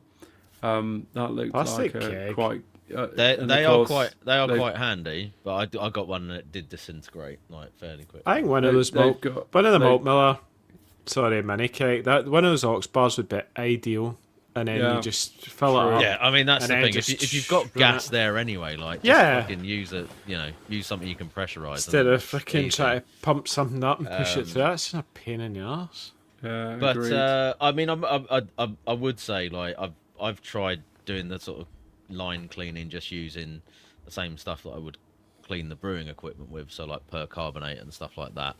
And the purple line cleaner is like Oh, you did the so experiment. much better. It was so much better. Oh, it's Yeah. vicious better. stuff as well. Like you Yeah. Yeah, you do not want to get that stuff neat on your It's skin. is it chlorine that's in it? Yeah, basically, it It's was like bleach. It's chlorine. It's something hyperchlorite. Yeah. Yeah. It's a whole bunch of It's nasty gnarly stuff. It is gnarly. It's Don't- great for cleaning be- the lines, Be though. super careful with it if you Well, use it. yeah. that was the thing. I tried doing it. Well, I mean, I did use just sort of percarbonate and then flashing through with Star San or whatever, and Uh-huh. it works up to a point. But then you'd have that like Beer build stone, up yeah, of beer stone. sort of beer stone, and also like almost like a Yeah. kind of like yeasty, Biofilm. sediment type stuff that would build up in the lines. You could see it because obviously the Yeah. beer lines with the clear lines, you see the bits where it was sort of Brown shit. settling and sticking into it, and that was one. I think I would give this purple beer line cleaner, and most of them, apart from the ones there was a really heavy sort of build up of shit in them. It just like stripped it straight out and cleaned it up like good as new on the first. Yeah, it's good first stuff. run through. I'm And pretty sure we if all it bought... doesn't, you can just replace the beer line. That's the other Do you thing. know what? Like, sometimes Tricky. you do have to go. I'm going to redo all the lines. I think we So- all bought purple beer line cleaner off the back of your video. You probably Yeah. find. I reckon, Yeah. genuine. Like, I think that's what happened. I've had mine ages, and it's super handy. was- One of the things I'm keen to buy is one of the new Kegland kind of battery powered spray guns. Have you Yeah. seen those? Oh, Yeah, no, Like right, the okay. rechargeable. You can plug them in. They're rechargeable. You can obviously Like use a them Star as San? Star San spray gun, but in theory you can empty that out and put purple beer line cleaner in, because they also have a ball lock attachment. I just Right. use an old muck off bottle, and then that's I just that's fill a it good Star idea. San, and then just But my point was that the new Kegland ones come with a ball lock attachment, so you can just slam it straight into a disco. oh yeah, that's right. So you can just go from line to line, Yeah, that's blowing cool. Yeah. purple beer line cleaner through. Super easy. It's going to be done next to no time. So I'm keen to get one of those. So we've got in the notes like the importance of frequency of cleaning. I think like I don't know about you guys, but I'm like slack as fuck with this. I'll just As I'll am I. leave it until the point where I sort of like see that it looks visibly a bit skanky or whatever. But It's that's tasting like I'll a do a gun. whole- well. That I'll said, just- like all the have line you cleaning ever got still to the on my point where go. you noticed that the beers are actually tasting a bit off because of the lines, particularly? Or I mean, I don't think I've ever Once really or sort of twice. Yeah, got once to or the twice. point where they're tasting like properly off, but it might be more the case that you sort of, especially on those like first couple of that first pour or whatever, after you've left it alone for a little while, and you go, there's something a bit funky kind of like coming through It's there. normally the beer engine that's Tastes- like yeah. that. Tastes a bit It's like the beer goat. engine that'll do that. Yeah, a bit goaty. Yeah, But goatee, yeah. That's That where you obviously sort of is go. a It good- might be time for that sort of biannual line clean that's supposed to be every 2 weeks. Yeah, I'd say I'd probably do it biannually, probably every 6 months or so, which is. Yeah. But then equally, I tend to keep a. The thing with the 3/16 beer line, and this is not necessarily very eco-friendly, but it's so cheap to buy 6 meters of that Yeah. or 10 Oh, you meters. Well, that's Just what I was suck it saying out. before. Like, you don't If you even look at it fucking and it looks clean rank, it, you can just fucking literally just replace it. reline it. yeah. You know? But I mean, I say that. I mean, like for me, like if I've blown through a keg and I know that a beer line's going to be sat with nothing on it for a while, Yeah. or at least until I brew a beer or get it kegged again, I'll just flush it through with Star San, and that seems to keep do it a fresh. good job of it, like stopping it from going really rank. And I mean, I guess that's and I think there's obviously there's differences in terms of like the homebrew sort of typical setup versus like a commercial setting where you've got a lot longer beer lines and there's a lot of beer that's going to be sat in that beer line like overnight and whatever when warm. pub's not in use. So it's and at warmer temperatures. So I think there is there are differences in the sort of homebrew scenario where maybe ideally probably we should all be cleaning it a bit more often, but I don't think it's going to have as much of an impact. You know what I mean? Like It's a border's job. it's exactly that. I don't think it has had as much of an impact for me in terms of like making beers be coming out tasting a bit wonky or whatever. So you know what I mean? Like, it's one of those where it's like until you notice an obvious issue, it's quite easy to go, do it next time. So I think basically just get yourself some purple beer line cleaner and do the occasional flush through, and you'll be all good. Yeah, that's the best. And again, for me, I think there's like little small, kind of like general maintenance things that you can do. So having like your spray bottle, like you've got there, Andy, near your bar, so you can just give the taps a quick, spray out at the end of a night or the next day when you wake up unconscious in the garage and go, oh man, what happened? I was like, better clean up the bar. Get rid of that blue mold. Yeah, like like I was saying before, when you have polished off a keg and there's a beer line that's left with nothing on it, flush it through with some Star San as well. Little things like that will just help to stop issues kind of coming along because things have been left to kind of Fester. get a bit festery or whatever. So let's move on from Yeah, Well, last bit. cleaning. What about some common faults? We talked a bit about that. We covered common Yeah, faults in terms of we've fobbing and talked stuff. about fobbing a little bit already, haven't we? But I mean, I think again, just to sort of And we've summarise just talked about what we've said fob already, fobbers. fobbing can be caused by the gas coming out of suspension, like through the actual beer line, and like before it even gets into the glass. So if your tap's pouring pure foam, Could be a then dirty line, or you've got hops in the post and yeah, all that exactly. sort of So thing. And there's exactly that. There's a few different things that can be causing that. Overcarb beer. Could be overcarbs. Could be that you've actually got your serving pressure too low, and you've got a highly carbonated beer that's then frothing up like It's literally coming out, in the lines. Dirty lines can definitely be a contributing factor to that. So if you've got, like nucleation points inside your beer line, essentially, that's gonna cause issues there as well. If you're using your flow control taps, that can be causing you fobbing, potentially. So I think there's not a sort of one size fits all answer to that, but I would say if you're confident that everything's sort of, clean and there's not any other issues in the system, actually sometimes trying a higher serving pressure can be quite a surprisingly easy fix for fobbing issues. Getting some inline flow control devices can be really useful as well.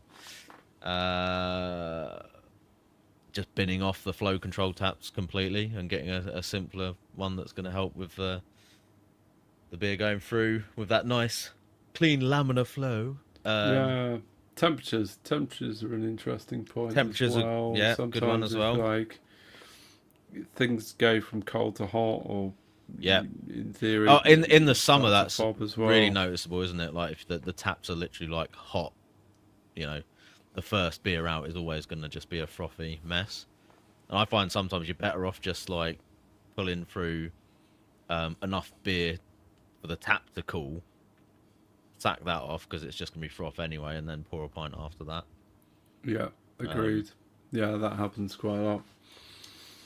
Cool. So we covered cleaning, flow rate, beer line diameter, common faults around fobbing. Let's talk about hand pulls for a second. should we take that to another pod? Favourite British We'll do it quickly, Andy. classic move. So we've touched on hand pulls a little bit, but yeah, we let's talk a bit about like gravity fed or unpressurized fed, i.e. cask versus pressurized systems. So we've got obviously hand pulls do exist traditionally to feed cask beer, which is going to be a beer that is not traditionally pressurized, versus hand pulls being used in a more modern way where we are using check valves on a pressurized keg, commonly not high pressure but some pressure. So that's actually a great option to be actually bringing hand pulls into a homebrew environment where we can use all of the kegs that we've talked about in the past without having to be restrained by the fact that if we open a cask, we're not going to be requiring to drink that beer in a very short space of time before it spoils. Even with aspirators have extended shelf life of casks somewhat, but certainly not to the extent of using a corny keg with some pressure and a check valve and a hand pull. So whilst if there are any camera listeners, which I very much doubt there is, apologies, but we think your rules stink, and we think we've got a better way. No, it's a time and place for camera. Like if it's in a pub setting, it's great. You're at a festival, it's great. But for us as homebrewers, it just does not work because I cannot. And even like if I got a pin, right? If I got a pin, handle of a pin, which is 4.5 gallons, isn't it?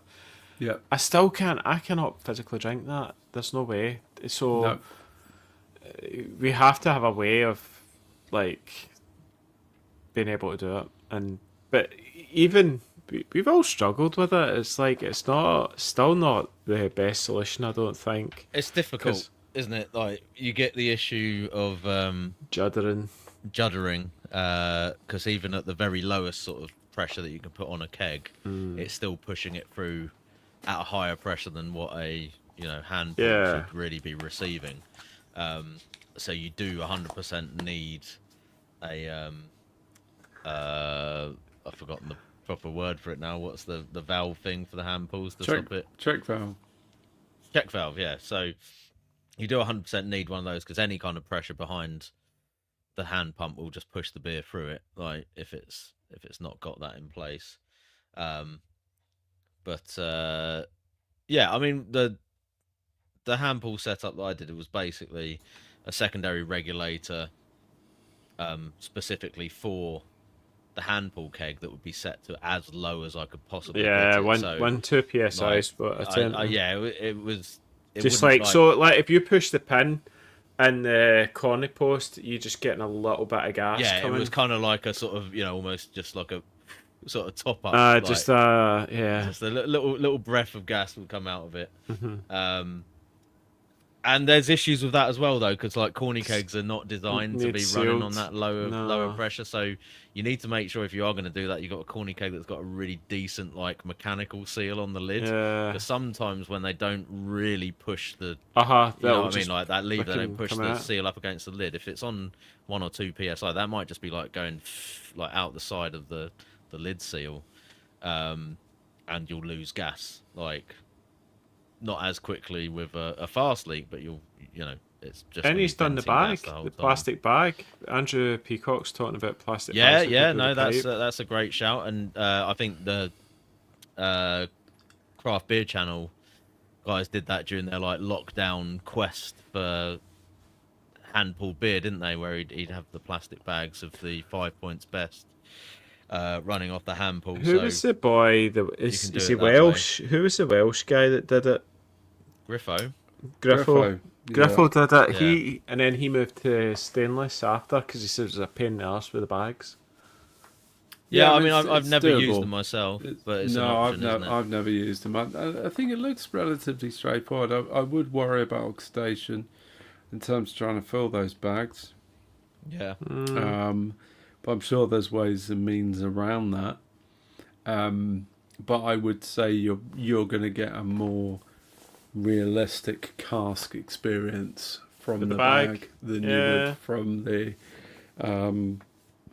from stainless steel or from I think the keg. keg, even on the lowest sort of pressure, is always a little bit more lively than like an authentic cask. Yeah. Pull. Which is nice. Personally, to my taste, I actually quite like that. Yeah, I think that's better for me. But yeah, it can make it more difficult to get a good pour off the hand pull as well. It tends to be a little bit frothy. Bagley's adamant that everyone needs a pin and everyone needs to smash it. Do you know what? 20 litres in an hour with a I'd couple love of a mates. pin, but I can't find them. I keep an eye open on eBay, and you can never find them because it's like that whole what I was talking earlier about the keg watch thing. So I think if you're organised and if you've got a pin, you've got a few mates coming round, you're definitely going to do 5 pints each. Like you can definitely do that. I think for a lot of us as homebrewers, we might not have quite the social setting that Wheelo Brewery's got. It's more about actually like having a pint or two through the week out of our own supplies, and then maybe we're having a couple of people over at some point, but it's not. Honestly, I wouldn't mind getting a pin. I think that'd be great, and then just put it under the bar here. That'd be I think if you know it's prepped there and like you can break into it at some point and stick it on the hand pull, and you're going to have some people over and you're going to smash it. Great. But a lot of the time, like if we want to join, if we want to enjoy hand pull beer, but I only want 2 pints of it. Oh, dude, and then I want that convenience. Like, okay, I'm probably going to waste a half pint or a pint of beer, just priming it. Yeah. But then I want to enjoy a couple of pints of This is my struggle with the cask handful. Like beer. I love having there as an option, but to be honest, I've barely used it. Like really, and I think I've got about as optimal a setup as you can get. So I've got the sort of like quarter Oh, pint you've got the cleaning cylinder, and I've got the little valve set up on the bottom so that I can drain it, and I can pull through, cleaning liquid into it without wasting as much beer. But even then, like you say, Owen, you're still pulling a bit of beer in to prime it initially, and then you're still wasting some at the end when you flush it out. Oh yeah, for sure. And it's yeah. just, I don't know. I mean, It's a suboptimal solution it's not great for homebrew scale. I would agree with that, but equally, it's a delightful format to drink beer. The great thing about it is that sort of tangible, like, just like literally pulling the pint on a handful.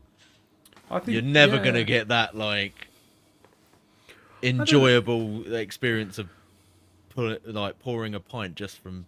I mean, is it the kind of lower carbonation? Could you just not carbonate the beer quite as much and serve it out of a normal tap and still have the same No, experience? I don't think so. I think there's literally a connection with the process of even pulling the pint on a handful that makes it more enjoyable for me. I don't know. Maybe that's just me being weird, but I feel like it's almost like a ritual aspect to it with a handful where it's like there's I'm keen to get mine going again. I've just just talking about it. It's got you. No, I know. I'm exactly the same as you. I'm thinking, why haven't I used it for so long? And part of the reason is one of the pipes like just randomly seemed to split in half, so it actually needs to be fixed properly. But I also haven't brewed a beer that would really work on the handful for quite a long time anyway. So I'm needs to do a golden ale or a stout or a porter or something like that I put on there for the winter months. And porter will be the one, I reckon. Exactly what I've just thought about, because I've gone right. I'm going to revive my hand pull. Yeah. Last night I brewed a smoked porter. Oh, that's going on. So it's going to be like a relatively sweet porter. It's going to finish about 10-15. It's a clone beer from Ewan Ferguson's Craft Brew Book, which is I'm not sure how you pronounce it, Deschutes. Yeah, I think that's the American one, isn't it?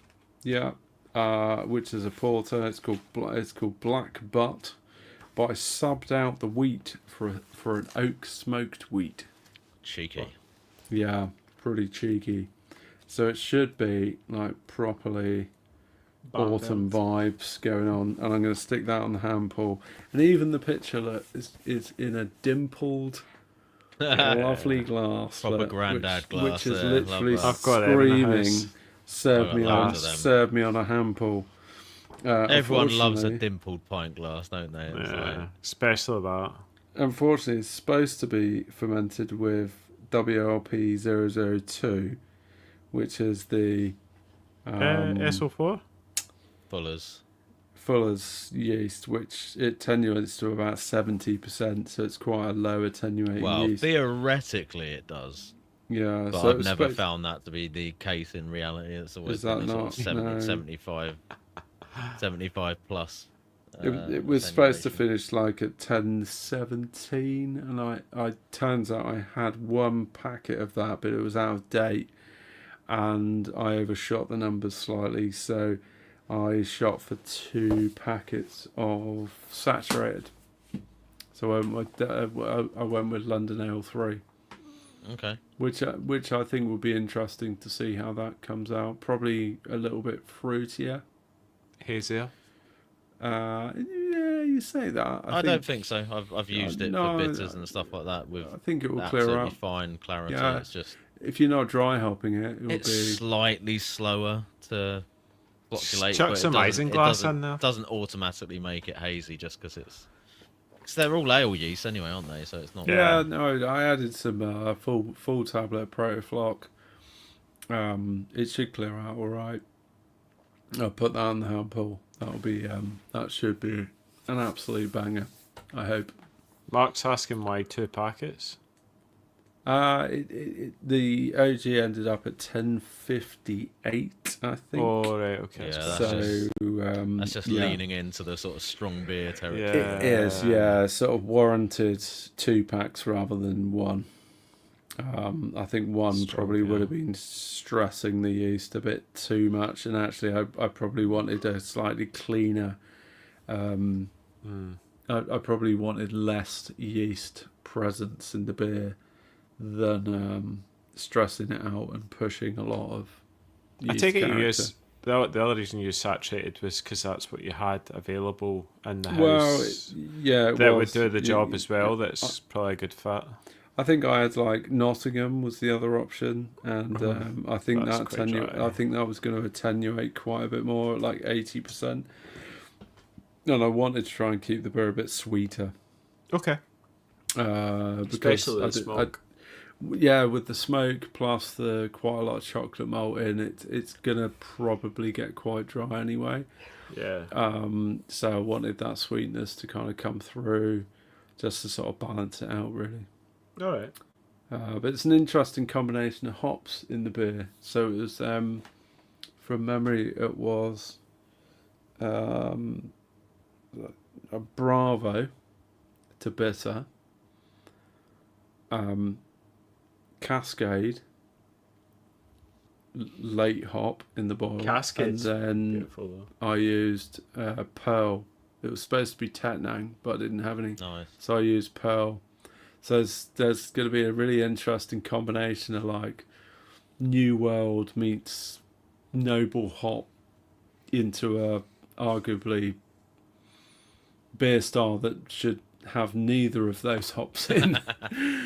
Should really be English hops. Cascade's great though for that. I always find I think you could so. go all Cascade and it'd be I beautiful. think there's a bunch for of that Cascade style. in the Anspach and Hop Day recipe Yeah. that's in the Andy Parker book, Modern Homebrewer, whatever it is. So it's There yeah, you go. not unheard of and gonna work really well for sure. Yeah. I think Brooksy might have sent me his version of that beer and it was cracking. So yeah. A lot of Cascades these So- days use Cascade. Yeah, exactly. Don't worry about the bit of American hoppage in there. That Yeah. could work really well. Guys, we are 1 minute and 51 seconds over 3 hours. We always knew this was going to be a long chat. It And was it's been a always fun going to be a one. 4-hour epic. It's been a well, hopefully. Let's not talk about 4 hand hours. pulls for another hour. Come on, let's go. I'm sure we could actually. We Why could not? easily. Yeah, we're going to talk all Yeah. through our cask escapades. But listen, we've got the next episode coming at us on hoppy lager brewing. So we're going to be exploring all of the New Zealand pilsners and various hoppy lagering. IPLs, West Coast IPLs. pills, Nipples. all pretend of that. styles like cold IPA. Cold IPA, pretend styles. We might even throw in a recipe on Mate. how to make a lager with a Kveik yeast.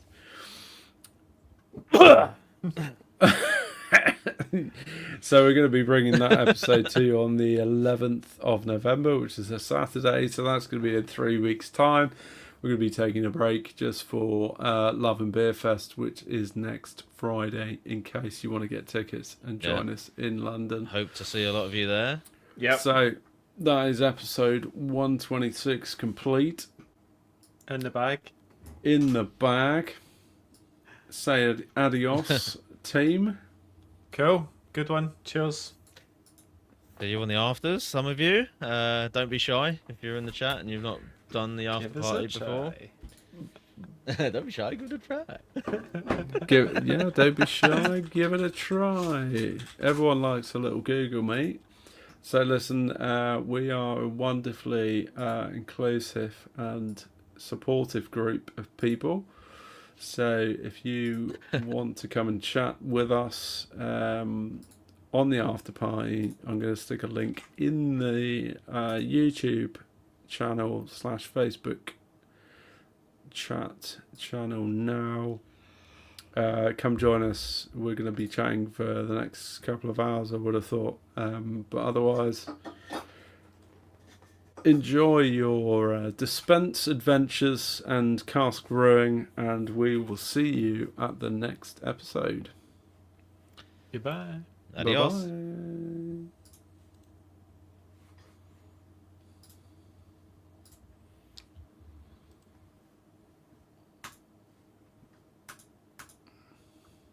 Just going to admit everyone. Are we ending the stream now? Thanks. That's